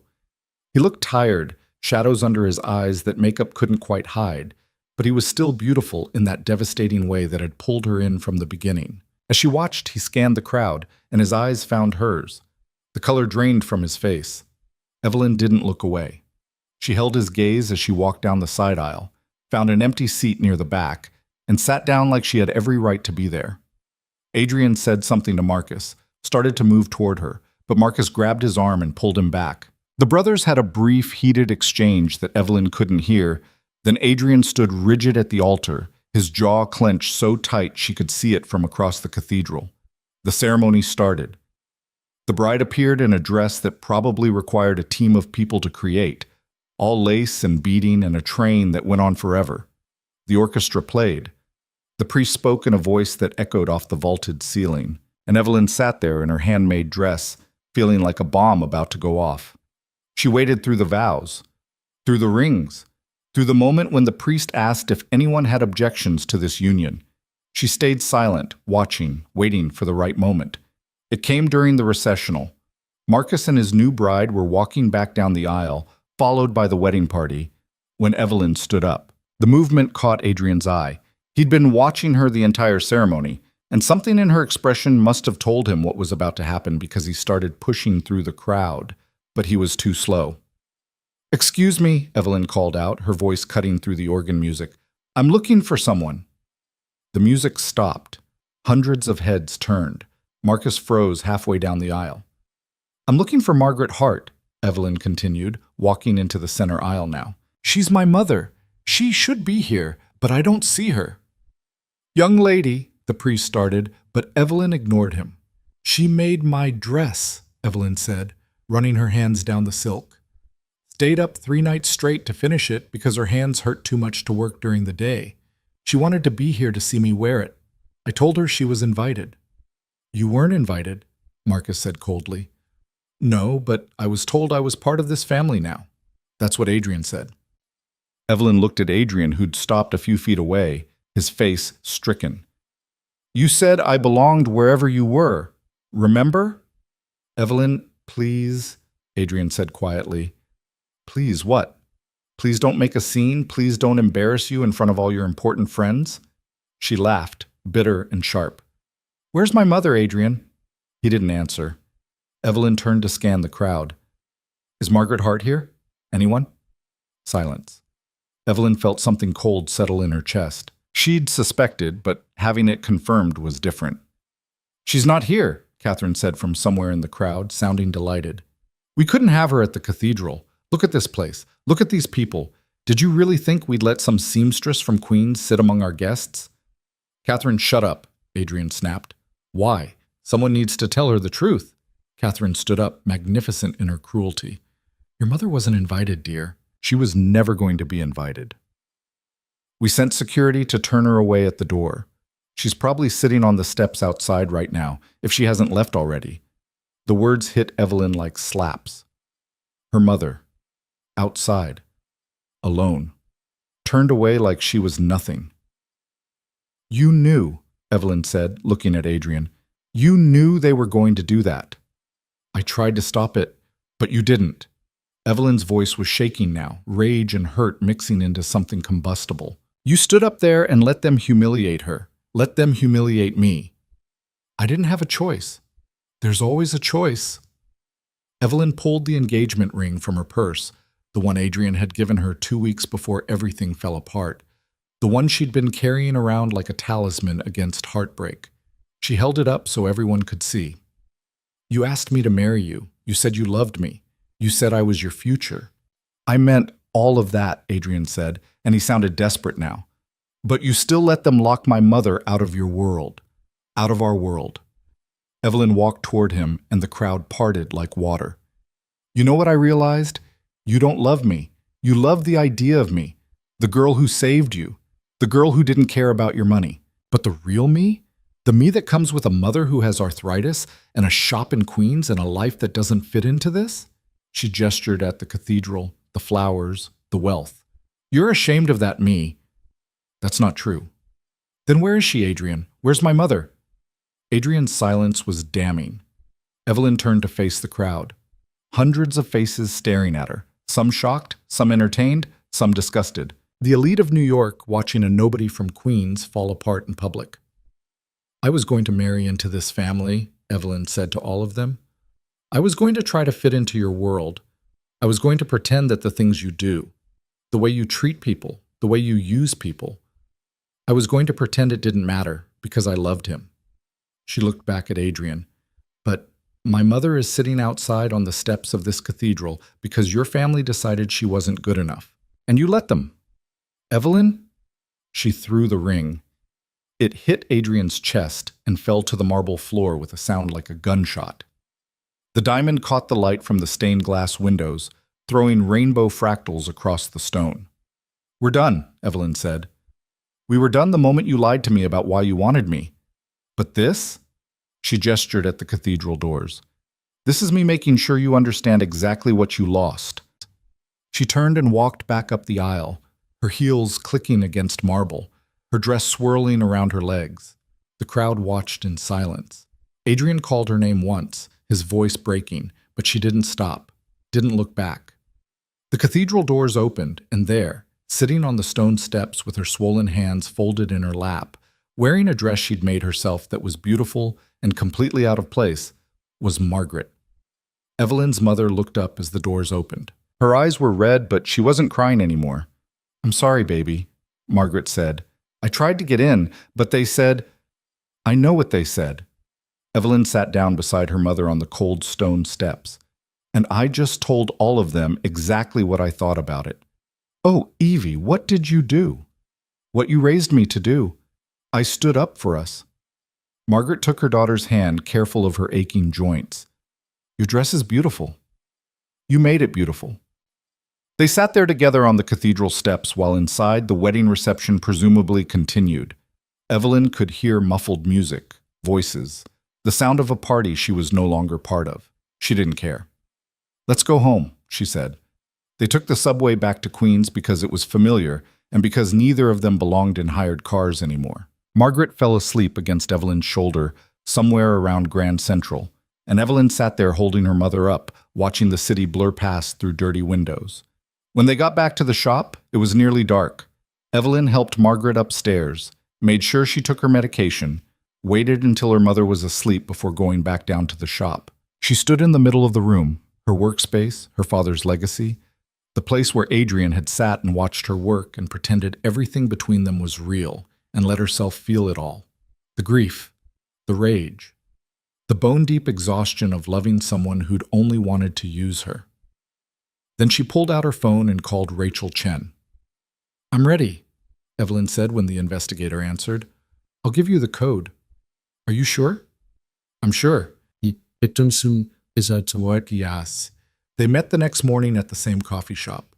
Evelyn had spent the night decoding her tattoo, counting petals, measuring the curve of leaves, translating her father's artistic vision into the numbers he'd hidden there. It was elegant, really. A memorial and a map in one, kept safe on her skin where no one would think to look. She handed Rachel a piece of paper with the coordinates written out. Rachel stared at it for a long moment. "This is it? That's it. Safety deposit box number at a bank in the Bronx, if I'm reading it right. If this leads where I think it leads, you just handed us the biggest organized crime case this city has seen in decades." "Good.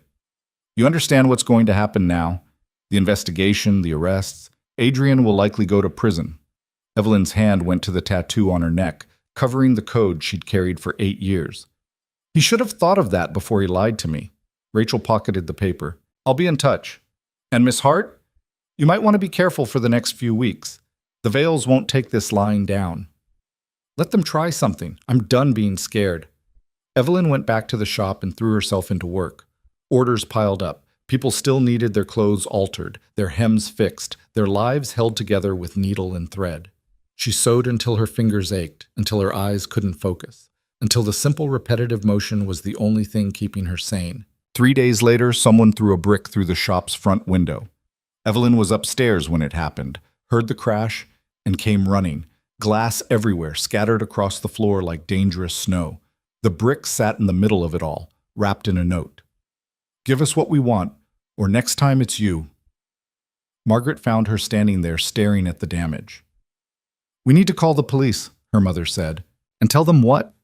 That my ex-boyfriend's criminal family is threatening us?" Evelyn picked up the brick, turned it over in her hands. "They own half the police in this city." "Then what do we do?" Before Evelyn could answer, 3 black SUVs pulled up outside. Men in suits got out, moving with practiced efficiency. Evelyn recognized some of them. Marcus's people, the same ones who'd been at the wedding. Her blood ran cold. "Mom, go upstairs. Evie, now." Margaret went, her footsteps quick on the stairs. Evelyn grabbed the fabric scissors from her workspace, not much of a weapon, but better than nothing, and waited. Marcus came through the broken window, crunching glass under expensive shoes. He looked around the shop with barely concealed disgust. "Evelyn Hart," he said, "we need to talk." "Get out of my shop." "I don't think you're in a position to make demands." Marcus gestured, and 2 of his men moved to block the door. "You have something that belongs to my family." "I don't have anything of yours." "Don't play stupid. The code. The one in your tattoo. Hand it over, and we'll pretend this whole unfortunate situation never happened." "I already gave it to the police." Marcus went very still. "You what?" "I gave it to an investigator. They're probably opening the safety deposit box right now, finding all the evidence my father collected about your family's crimes. The money laundering, the bid rigging, the murders." Evelyn smiled without humor. "You're finished?" For a moment, Marcus just stared at her. Then he laughed, sharp and cruel. "You stupid girl, you have no idea what you've just done." "I know exactly what I did. I got justice for my father." "Your father was a fool who stuck his nose where it didn't belong. Just like you." Marcus nodded to his men. "Trash the place. Maybe that'll teach her about consequences." They moved fast, overturning tables, throwing bolts of fabric, smashing the sewing machines Evelyn had inherited from her father and grandmother. She watched them destroy her life's work, her hands clenched into fists, the scissors forgotten at her side. One of them grabbed the dress form wearing Mrs. Patterson's wedding dress. 6 weeks of work, delicate lace and hand beating, and threw it against the wall. That's when Evelyn snapped. She went for the man with the scissors, got in one good slash across his arm before someone grabbed her from behind. She fought like a wild thing, kicking and scratching and screaming. More hands on her now, holding her down. Marcus's face appeared above her, his expression cold. "You want to play hero?" he said. "Fine. Let's see how heroic you feel when—" The shop door slammed open. Adrian stood there, and Evelyn had never seen him look like this. Rage rolled off him in waves, his eyes dark and dangerous, his whole body coiled like a weapon about to be unleashed. "Get your hands off her," Adrian said, his voice deadly quiet. Marcus straightened. "This is family business, Adrian. Stay out of it." "She is my family. She betrayed us. You locked her mother out of a cathedral. You threatened her. You broke into her shop." Adrian walked forward, and Marcus's men actually backed up. "She didn't betray us. We betrayed her. Don't be naive. She gave the code to the police. That evidence could destroy everything Father built." "Good." Adrian looked at his brother with something close to hatred. "Maybe it's time everything Father built burned to the ground." "You don't mean that." "I mean every word." Adrian turned to Evelyn, and his expression softened. "Are you hurt?" "I'm fine," she said, even though she wasn't. Even though she was shaking and terrified and still pinned by Marcus's men. "Let her go," Adrian said. "No. Let her go or I will make you regret it." Marcus laughed. "You? You're going to threaten me? Your own brother?" "You stopped being my brother the moment you touched her." The brothers stared at each other, and Evelyn could feel the violence brewing between them. Then Marcus smiled. "Fine. Have your little seamstress. But when the police come, when this whole thing falls apart, remember that she chose to destroy us. Not me. Her." Marcus left with his men, and suddenly the shop was quiet except for Evelyn's ragged breathing. Adrian helped her to her feet, his hands gentle on her arms. "Are you okay?" he asked. "Why are you here?" "I followed Marcus. I knew he'd try something." "So what? You're my knight in shining armor now?" Adrian flinched. "No, I'm the man who destroyed everything good in his life because he was too much of a coward to choose you over his family." "You're still choosing your family. You just stopped them from—" "I stopped them because I love you. Not because of family politics or damage control or any other reason, because I cannot stand the thought of anyone hurting you." Evelyn pulled away from him. "It's too late for that." "I know. You knew what they did to my father, and you still came after me. You still lied." "I know. You let them humiliate my mother." "I know." Adrian's voice cracked. "I know all of it, Evelyn. Every terrible thing I did, every lie I told, every moment I chose wrong. I know. And I'm sorry. I'm so goddamn sorry." "Sorry doesn't fix this." "I know that too." He reached into his jacket and pulled out a folder. "But maybe this will help." Evelyn took the folder. Inside were documents, photographs, what looked like financial records. She flipped through them, not understanding at first, then stopped when she saw her father's name. "What is this?" "Evidence," Adrian said. "Everything my family has on your father's death. Proof that it wasn't an accident. Proof that Marcus ordered it." He took a breath. "I've been collecting it for weeks, since before you gave the code to the police." "Why?" "Because you deserve the truth. All of it. And because I realized something after you walked out of that cathedral."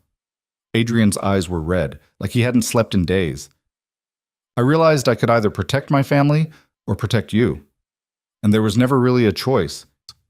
Evelyn stared at the documents in her hands. This was it. This was everything Rachel needed to build an airtight case, not just against the construction company, but against Marcus personally. This could put Adrian's brother away for life. "You're really giving this to me," she said. "I already sent copies to the state attorney's office, and to 3 different newspapers, and to the FBI." Adrian smiled without humor. "By tomorrow morning, there won't be a Vale family business to protect. Just a lot of arrest warrants and public humiliation. Adrian, my family will hate me. They'll probably try to kill me. I don't care." He stepped closer, and Evelyn's heart did that stupid jumping thing despite everything. "I spent my whole life choosing them. doing what they wanted, being who they needed me to be. And all it got me was blood on my hands and the love of my life walking away. I'm not, you are. You're the love of my life, Evelyn. The only real thing I've ever had. And I destroyed it because I was too afraid to choose you over them. He reached out, his hand hovering near her face, but not quite touching. I can't fix what I did. I can't take back the lies. But I can make sure you get justice. I can make sure my family pays for what they did to your father. And I can spend the rest of my life trying to become someone who deserved you in the first place. Evelyn's eyes burned. She wanted to hate him. Wanted to tell him it was too late, that the damage was done, that some things couldn't be forgiven. But looking at him now, at this man who just burned down his entire world for her, she couldn't find the hate. The code you wanted, she said. It's already with the police. I know, I don't want it anymore. Why not? Because I never wanted the code, Evelyn. I wanted you. Adrian's hand dropped. I was just too stupid to realize it until I'd already lost you. Footsteps on the stairs made them both turn. Margaret appeared, taking in the destroyed shop, Adrian's presence, Evelyn's tears. What happened? Margaret asked. Marcus happened, Evelyn said. Adrian stopped him. Margaret looked at Adrian for a long moment. Then she walked past him to survey the damage. Fabric everywhere, machines broken, years of work destroyed. Can it be fixed? Evelyn asked. The machines, maybe? The rest? Margaret's voice was tired. I don't know, baby. I just don't know. Adrian cleared his throat. I can help. Money for repairs, new equipment, whatever you need. We don't want your money, Margaret said sharply. It's not my money anymore. I signed everything over to a trust this morning. For victims of my family's crimes, you qualify. You did what? Evelyn asked. I liquidated my personal accounts and put it all in a trust. For reparations. For the families of the men who died in that construction accident. For people the Vale family business hurt. He looked at Evelyn. Your father's case will be first in line. Evelyn sat down heavily on an overturned chair. You gave away your money. It was never really mine. It was built on suffering. Adrian knelt in front of her, his eyes level with hers. I can't change what my family did, but I can try to make it right. They'll come after you for this.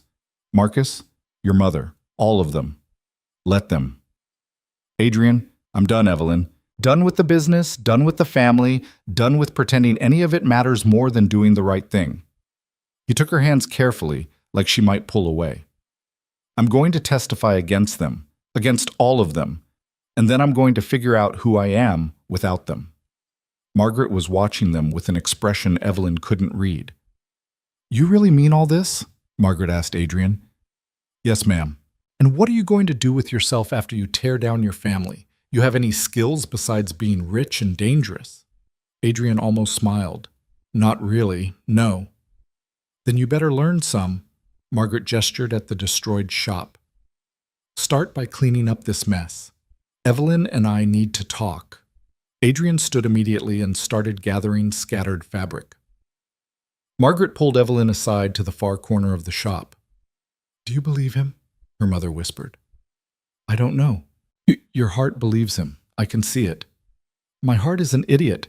Margaret cupped Evelyn's face with her damaged hands. Your heart saved that man in an alley when any smart person would have walked away. Your heart has always been too big, too trusting, too ready to see the good in people. And I've always loved that about you, even when it scared me. Mom, but this time, baby, you need to be sure. Because if you forgive him, if you let him back in, you're betting everything on him being different, on him actually changing. And people don't change easy. Evelyn looked across the shop at Adrian, who was on his knees gathering buttons and thread, his expensive suit getting ruined. He looked lost and determined in equal measure, like a man learning to navigate without a map. I'm not ready to forgive him, Evelyn said. Not yet. Then tell him that. Evelyn walked over to Adrian, and he looked up at her with hope and fear written across his face. I need time, she said. Okay. A lot of time. Months, maybe.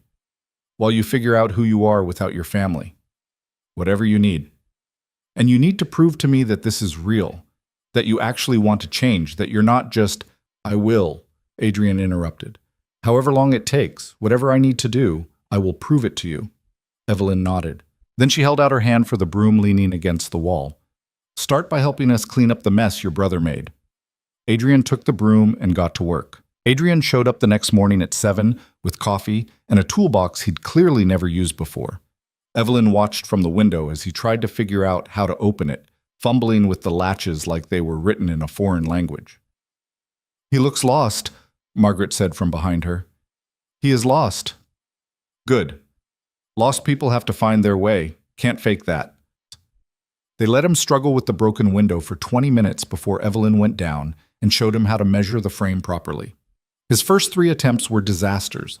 Glass cut too small, then too large, then cracked before he could even install it. By the 4th try, his hands were bleeding from small cuts he hadn't noticed. You need gloves, Evelyn said. I'm fine. You're bleeding on my floor again. Adrian looked down at his hands like he'd forgotten they were attached to him. I don't have gloves. Of course you don't. Evelyn went to the back and found the work gloves her father used to wear. They were too big for Adrian's hands, worn soft from years of use, and when she handed them over, she saw something flicker across his face. These were his, Adrian said quietly. Yeah. I don't deserve to wear them. No, you don't. Wear them anyway. He did. And slowly, painfully, he got the window installed. It wasn't perfect.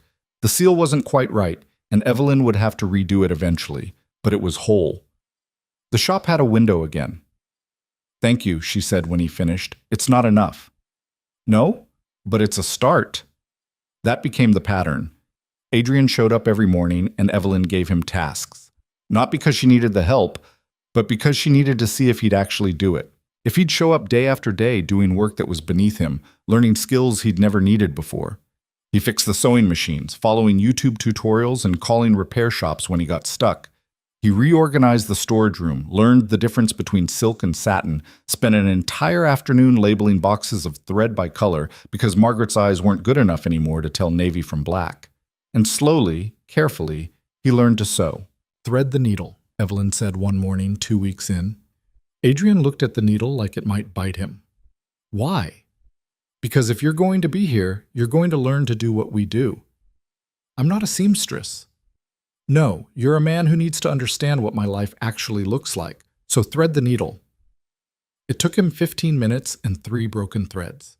His fingers were too big, too clumsy, too used to holding guns and signing contracts to manage something so delicate. When he finally got the thread through the eye, Evelyn handed him a scrap of fabric. Now sew a straight line. Evelyn, sew.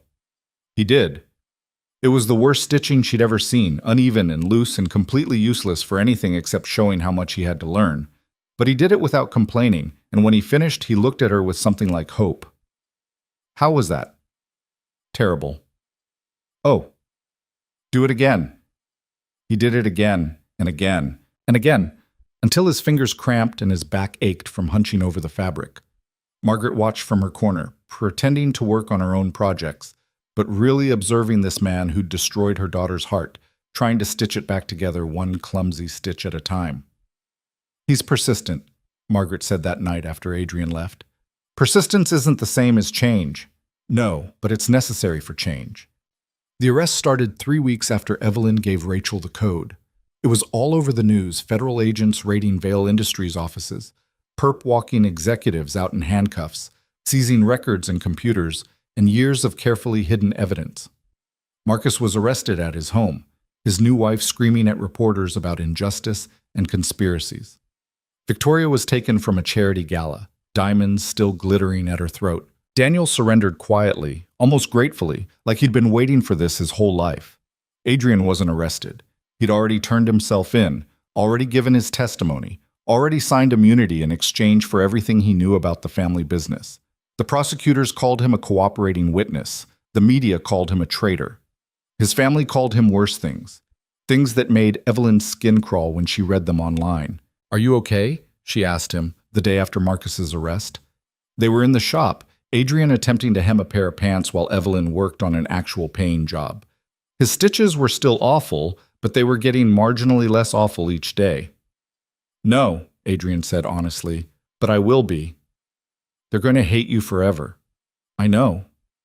Marcus might actually try to kill you when he gets out of prison. Probably. Adrian set down the pants and looked at her. But I'd rather spend my life being hated by them than spend one more day being the person they wanted me to be. That's very noble. It's not noble. It's selfish. I'm doing this because I can't live with myself otherwise. Because every time I close my eyes, I see your face when you found out I'd lied to you, when you threw that ring at me in the cathedral. His voice cracked slightly. I see the person I was, and I hate him. You were that person. I know, but I'm trying not to be anymore. Evelyn studied him. 3 weeks of manual labor had changed him in small ways. His hands were rougher, his shoulders less rigid, the expensive polish worn away to reveal someone rawer underneath. He'd sold his penthouse, moved into a studio apartment in Brooklyn that probably cost less than he used to spend on shoes. He'd traded his custom suits for jeans and shirts that came from normal stores, learned to take the subway, started living like a regular person. But those were external changes. What Evelyn needed to know was whether anything inside had actually shifted. Tell me about your father, she said. Adrian's hands stilled on the fabric. What? Your father. The one who built this empire you just burned down. Tell me about him. Why? Because I need to understand who you were before I can believe who you're trying to become. Adrian set down the needle carefully. When he spoke, his voice was distant, like he was reading from a script he'd memorized long ago. My father was a man who believed power was the only thing that mattered. He built his business through fear and violence and careful manipulation. He taught us, me and Marcus and Daniel, that people were either useful or obstacles, that love was weakness, that family meant loyalty to the business above everything else. And you believed him. For a long time, yes. I was good at it too. Being ruthless, making the hard calls, doing whatever needed to be done to protect the family. Adrian looked at his hands, at the small scars from learning to work with glass and needles and tools he'd never touched before. I thought that was strength. I thought that was what being a man meant. What changed? You. He met her eyes. You pulled me out of that alley and stitched me back together, and you didn't ask for anything, didn't try to use it as leverage. You just helped me because that's who you are, and I couldn't understand it, couldn't fit it into the worldview my father had given me. So you decided to figure me out. I decided you must want something. Everyone wants something. And when I saw the tattoo, when I realized what it might be, I thought I had my answer. Adrian's laugh was bitter.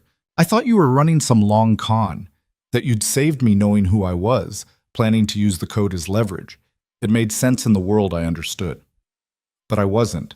No. You were just a person trying to survive, trying to take care of your mother, trying to honor your father's memory by keeping his shop alive. He shook his head. You were real in a way I'd never encountered before, and I didn't know what to do with that. So you lied. So I lied. Because lying was easier than admitting I'd found something I couldn't manipulate or control or buy. Something that actually mattered. Evelyn's throat felt tight. And now? Now I'm trying to learn what you already know. That people aren't transactions. That strength isn't the same as cruelty. That the things worth having are the things you can't take by force. Those are nice words, Adrian. I know they're just words. That's why I'm here every day, trying to turn them into actions. He picked up the needle again, threaded it with hands that shook slightly.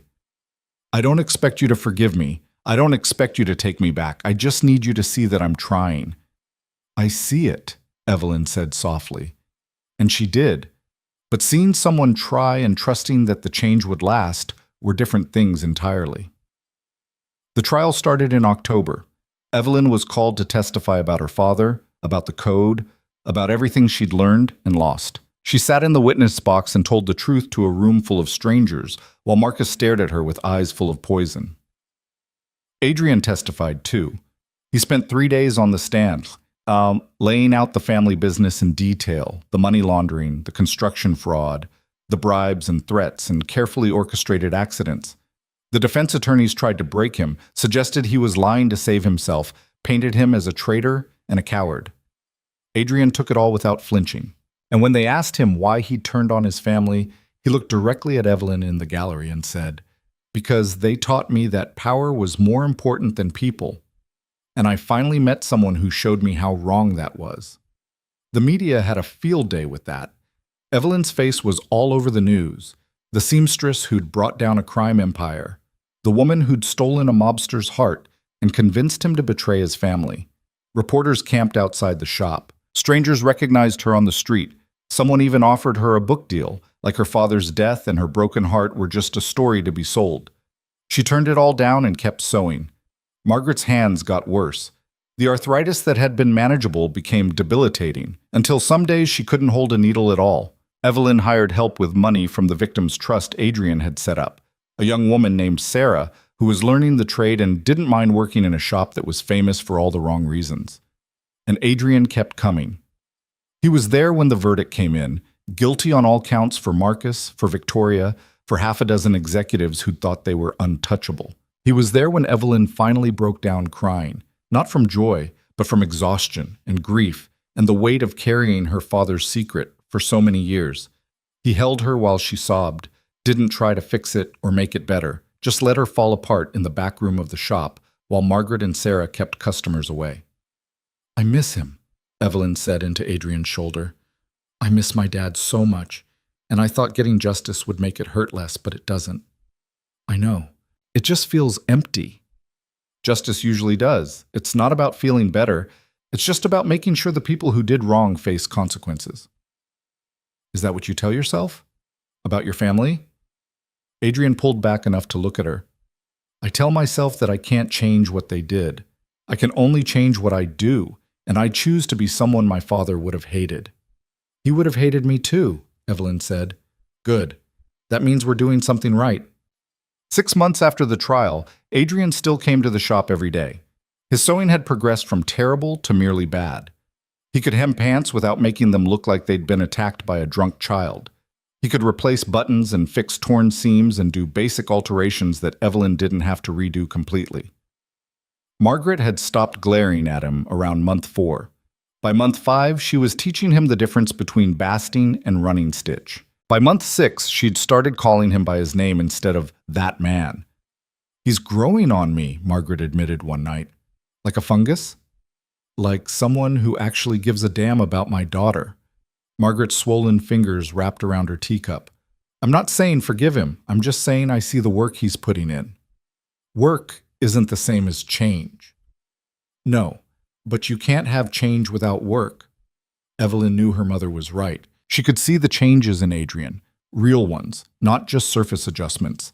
The way he listened now instead of assuming he knew best. The way he asked questions instead of giving orders.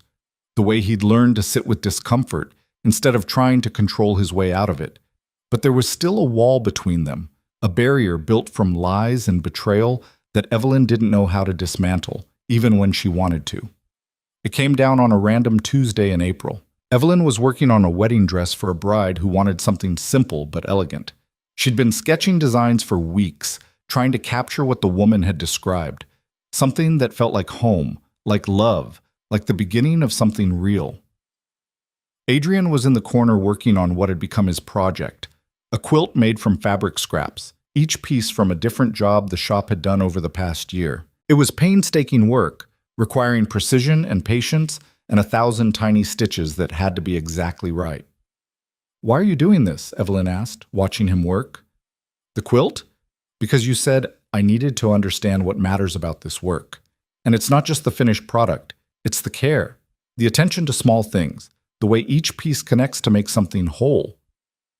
That's very philosophical for someone who couldn't thread a needle 6 months ago.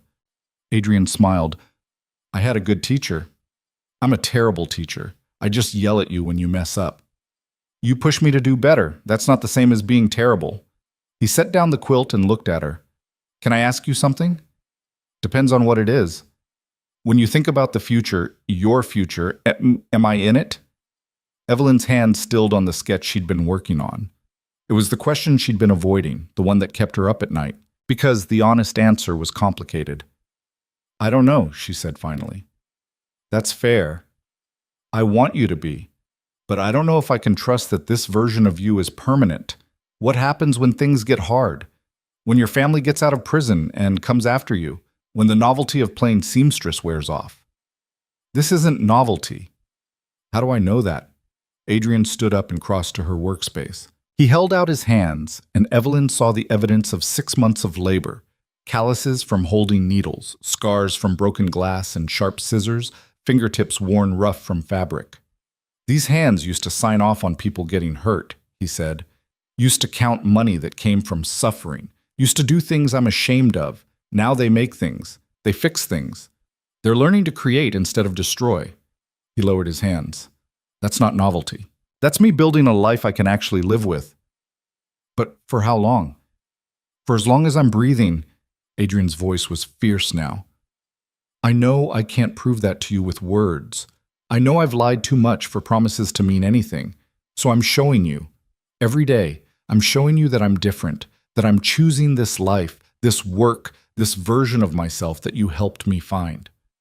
I didn't find it for you. You had to do that yourself. I know, but you made me want to look. He took a breath. I love you, Evelyn. I've loved you since you told me to stop being an idiot and let you stitch me back together. And I will spend the rest of my life proving that love is real if that's what it takes. Evelyn looked at him, really looked at him. This man who'd walked into her shop bleeding and desperate, who'd lied and manipulated and broken her heart, who'd then burned down his entire world to make things right, who'd spent 6 months learning to sew because it was the only way he knew to show her he was serious about changing. I can't just flip a switch and trust you again, she said. I know. And I'm still angry about everything that happened. You should be. And if I let you back in, if I try this again, it has to be different. No secrets. No lies. No choosing your old life over this one when things get complicated. No secrets, no lies. I choose you, always. Evelyn studied his face, looking for the manipulation she'd missed before. But all she saw was a man who'd torn himself apart and was slowly, painfully, putting himself back together into something better. Okay, she said. Okay. We can try, slowly, with a lot of conversations and probably a lot of me being unreasonably suspicious when you're 5 minutes late. Adrian's smile could have lit up the whole shop. I can live with unreasonably suspicious. And you're still learning to sew. Every day. No excuses. Every day. And if you hurt me again, I won't. But if I do, you have my permission to stab me with your fabric scissors. Evelyn laughed despite herself. That's not funny. It's a little funny. She kissed him then. Not like the first time, desperate and new. Not like the times before everything fell apart, when she'd still believed the fairy tale. This was different, careful and honest, and weighted with everything they'd been through. When they pulled apart, Adrian rested his forehead against hers. I'm going to spend the rest of my life making this up to you, he said. Good. I'm going to hold you to that. They got married 8 months later. Not in a cathedral with hundreds of guests and flowers that cost more than cars. In the shop, with Margaret officiating using a certificate she'd gotten online, and Sarah as the witness, and a handful of neighbors who'd watched the whole saga unfold from their stoops and windows. Evelyn wore a dress she and her mother had made together, Margaret cutting the pattern with shaking hands while Evelyn did the sewing, both of them working in the quiet companionship they'd perfected over the years. It was simple and beautiful and entirely theirs. Adrian wore a suit he'd altered himself. The stitches weren't perfect. Evelyn had made him redo the left sleeve twice, but they were his work, his hands, his attempt at creating something rather than destroying it. You look nervous, Evelyn said as they stood in the middle of the shop, surrounded by bolts of fabric and the hum of sewing machines. I am nervous. Why? We've already done the hard part. The hard part was earning my way back. This is me promising not to screw it up again. You probably will screw it up. We both will. That's what people do. Adrian took her hands. Then I promise to fix it when I screw up. To tell you the truth, even when it's hard. To choose you in this life every single day. I can work with that. Margaret pronounced them married, and the small gathering erupted in applause. Adrian kissed his wife in the shop where they'd met, where he'd learned to thread a needle, where he'd slowly transformed from the man who'd lied to her into someone who could stand beside her honestly. The reception was in the same place. Folding chairs and food from the bodega, music from someone's phone speaker, dancing between the cutting tables. It was nothing like the society wedding that had almost happened, the one in the cathedral with the locked doors and the humiliation. It was better. Rachel Chen showed up with a gift, a framed photo of Evelyn's father standing in front of the shop, young and smiling before the world had broken him. "Thought you should have this," Rachel said. "For what it's worth, I think he'd be proud of you." Evelyn took the frame with trembling hands. "Thank you. Thank you. That evidence you gave us didn't just take down the veils. We've used it to build cases against a dozen other organizations. Your father's work is still saving lives." After Rachel left, Evelyn set the photo on the shop counter where she could see it while she worked. Her father, forever young, forever smiling, forever the man who'd taught her to sew and to care and to fight for what mattered. "I wish he could be here," she said to Adrian later when the party had wound down and it was just the two of them cleaning up paper plates and plastic cups. "Me too, though he probably would have punched me. Multiple times. I would have deserved it." Adrian picked up the photo, studied it. "I can't change what my family did to him. Can't bring him back or give you those years with him. All I can do is try to be the kind of man who would have been worthy of walking his daughter down the aisle." "You're getting there." "Just getting there?" Evelyn took the frame from him and set it back on the counter. "You've got the rest of your life to finish the journey." They left for their honeymoon the next day. A road trip to nowhere in particular, staying in cheap motels and eating at diners, living like normal people because that's what they were now. Just two people who'd found each other in the worst way possible and decided to build something real anyway. When they got back 2 weeks later, the shop was waiting. Margaret had kept things running with Sarah's help, and there was a pile of orders that needed attention. Adrian rolled up his sleeves and got to work alongside Evelyn, their hands moving in a rhythm they'd developed over months of working side by side. "This is it," Adrian said during a quiet moment, looking around the small shop that had become his whole world. "This is the life I want. Sewing hems and fixing broken zippers. Building something that matters with the person I love." Evelyn leaned against him, felt the solid warmth of him, the realness of this moment and this life. "It's not glamorous. It's honest. That's better than glamorous." And it was. Some days were hard. Margaret's health declined slowly but steadily, and eventually they had to hire more help. Adrian's family sent threats from prison, bitter messages about betrayal and revenge. The shop struggled financially sometimes, and there were nights when Evelyn lay awake wondering if they'd make rent. But they did make rent. Every month, somehow, they made it work. Adrian took on side jobs doing alterations for other shops, building a reputation as someone reliable. Evelyn's original design started getting attention, small commissions at first, then larger ones. They expanded into the empty storefront next door, hired 3 more seamstresses, turned heart and daughter into something bigger while keeping the heart of it the same. And every night, Adrian came home to the apartment above the shop, the one he'd moved into a year after the wedding, the one that was cramped and loud and nothing like the penthouse he'd left behind, and helped Evelyn make dinner in their tiny kitchen while they talked about their day. "Mrs. Patterson's daughter is getting married," Evelyn said one night 3 years in. "She wants me to design her dress." "The same Mrs. Patterson whose dress got destroyed when Marcus trashed the shop?" "The same one. She said she trusts me because I rebuilt after everything fell apart. She wants that same resilience for her daughter's marriage." Adrian pulled Evelyn close, wrapped his arms around her waist. "You gonna tell her that rebuilding is messy and hard and some days you want to give up?" "Probably not, but I'll make her daughter a dress that can survive anything. That's my wife, turning trauma into art."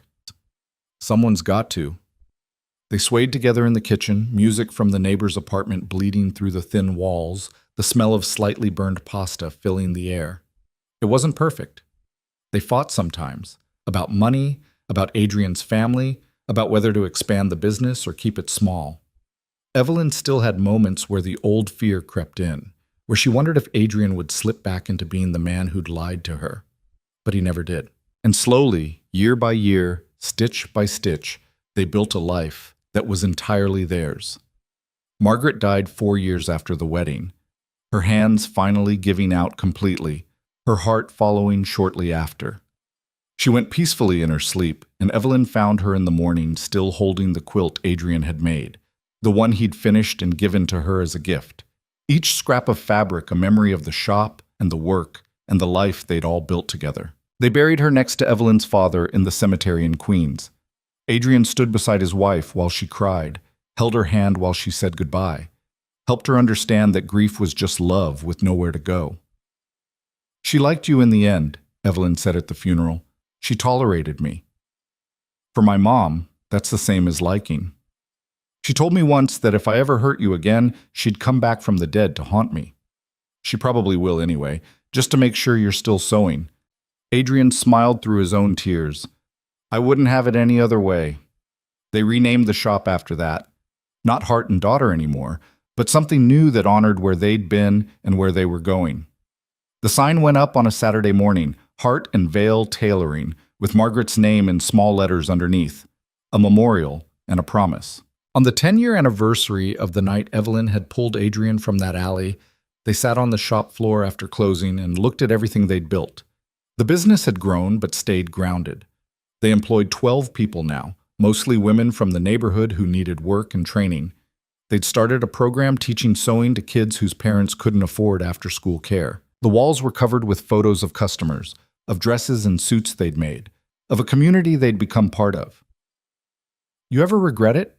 Evelyn asked. "Giving up everything you had?" "Everything I had was built on blood and lies. Adrian gestured at the shop, at the life they'd created. "This is real. How could I regret real? You could have been rich and powerful. I am rich. I have you. I have work that matters. I have a life I can be proud of." He pulled her close. "The man I was before would have called that weakness. Now I know it's the only kind of strength that actually matters." Evelyn kissed him, tasting salt from tears she didn't know she'd been crying. "I love you. I love you too. Even when you make me redo my stitches 5 times. Especially then." They locked up the shop and went upstairs to their apartment. Bigger now, they'd expanded into the unit next door when it became available, and made dinner and talked about whether to have kids, about whether to open another location, about all the small, ordinary decisions that made up a life. And in the morning, Adrian would wake up and go downstairs and thread a needle and do the work. Not because he had to prove anything anymore, not because he was earning his way back into Evelyn's life, but because this was who he'd become, who he'd chosen to be, who Evelyn had helped him see he could be. The man who'd been stabbed in an alley had died that night. The one Evelyn had stitched back together was someone new, someone better, someone who'd learned that you couldn't take love by force. You had to earn it, day by day, stitch by stitch, with patience and honesty and the willingness to be transformed by it. Years later, when people asked Evelyn how she'd brought down a crime empire, she'd laugh and say she'd just been trying to save a man's life.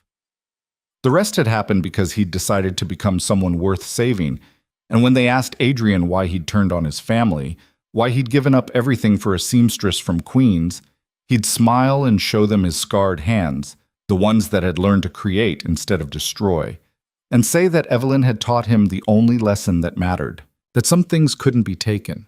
They could only be given. And love, real love, was always earned through the slow, painful work of becoming someone worthy of receiving it.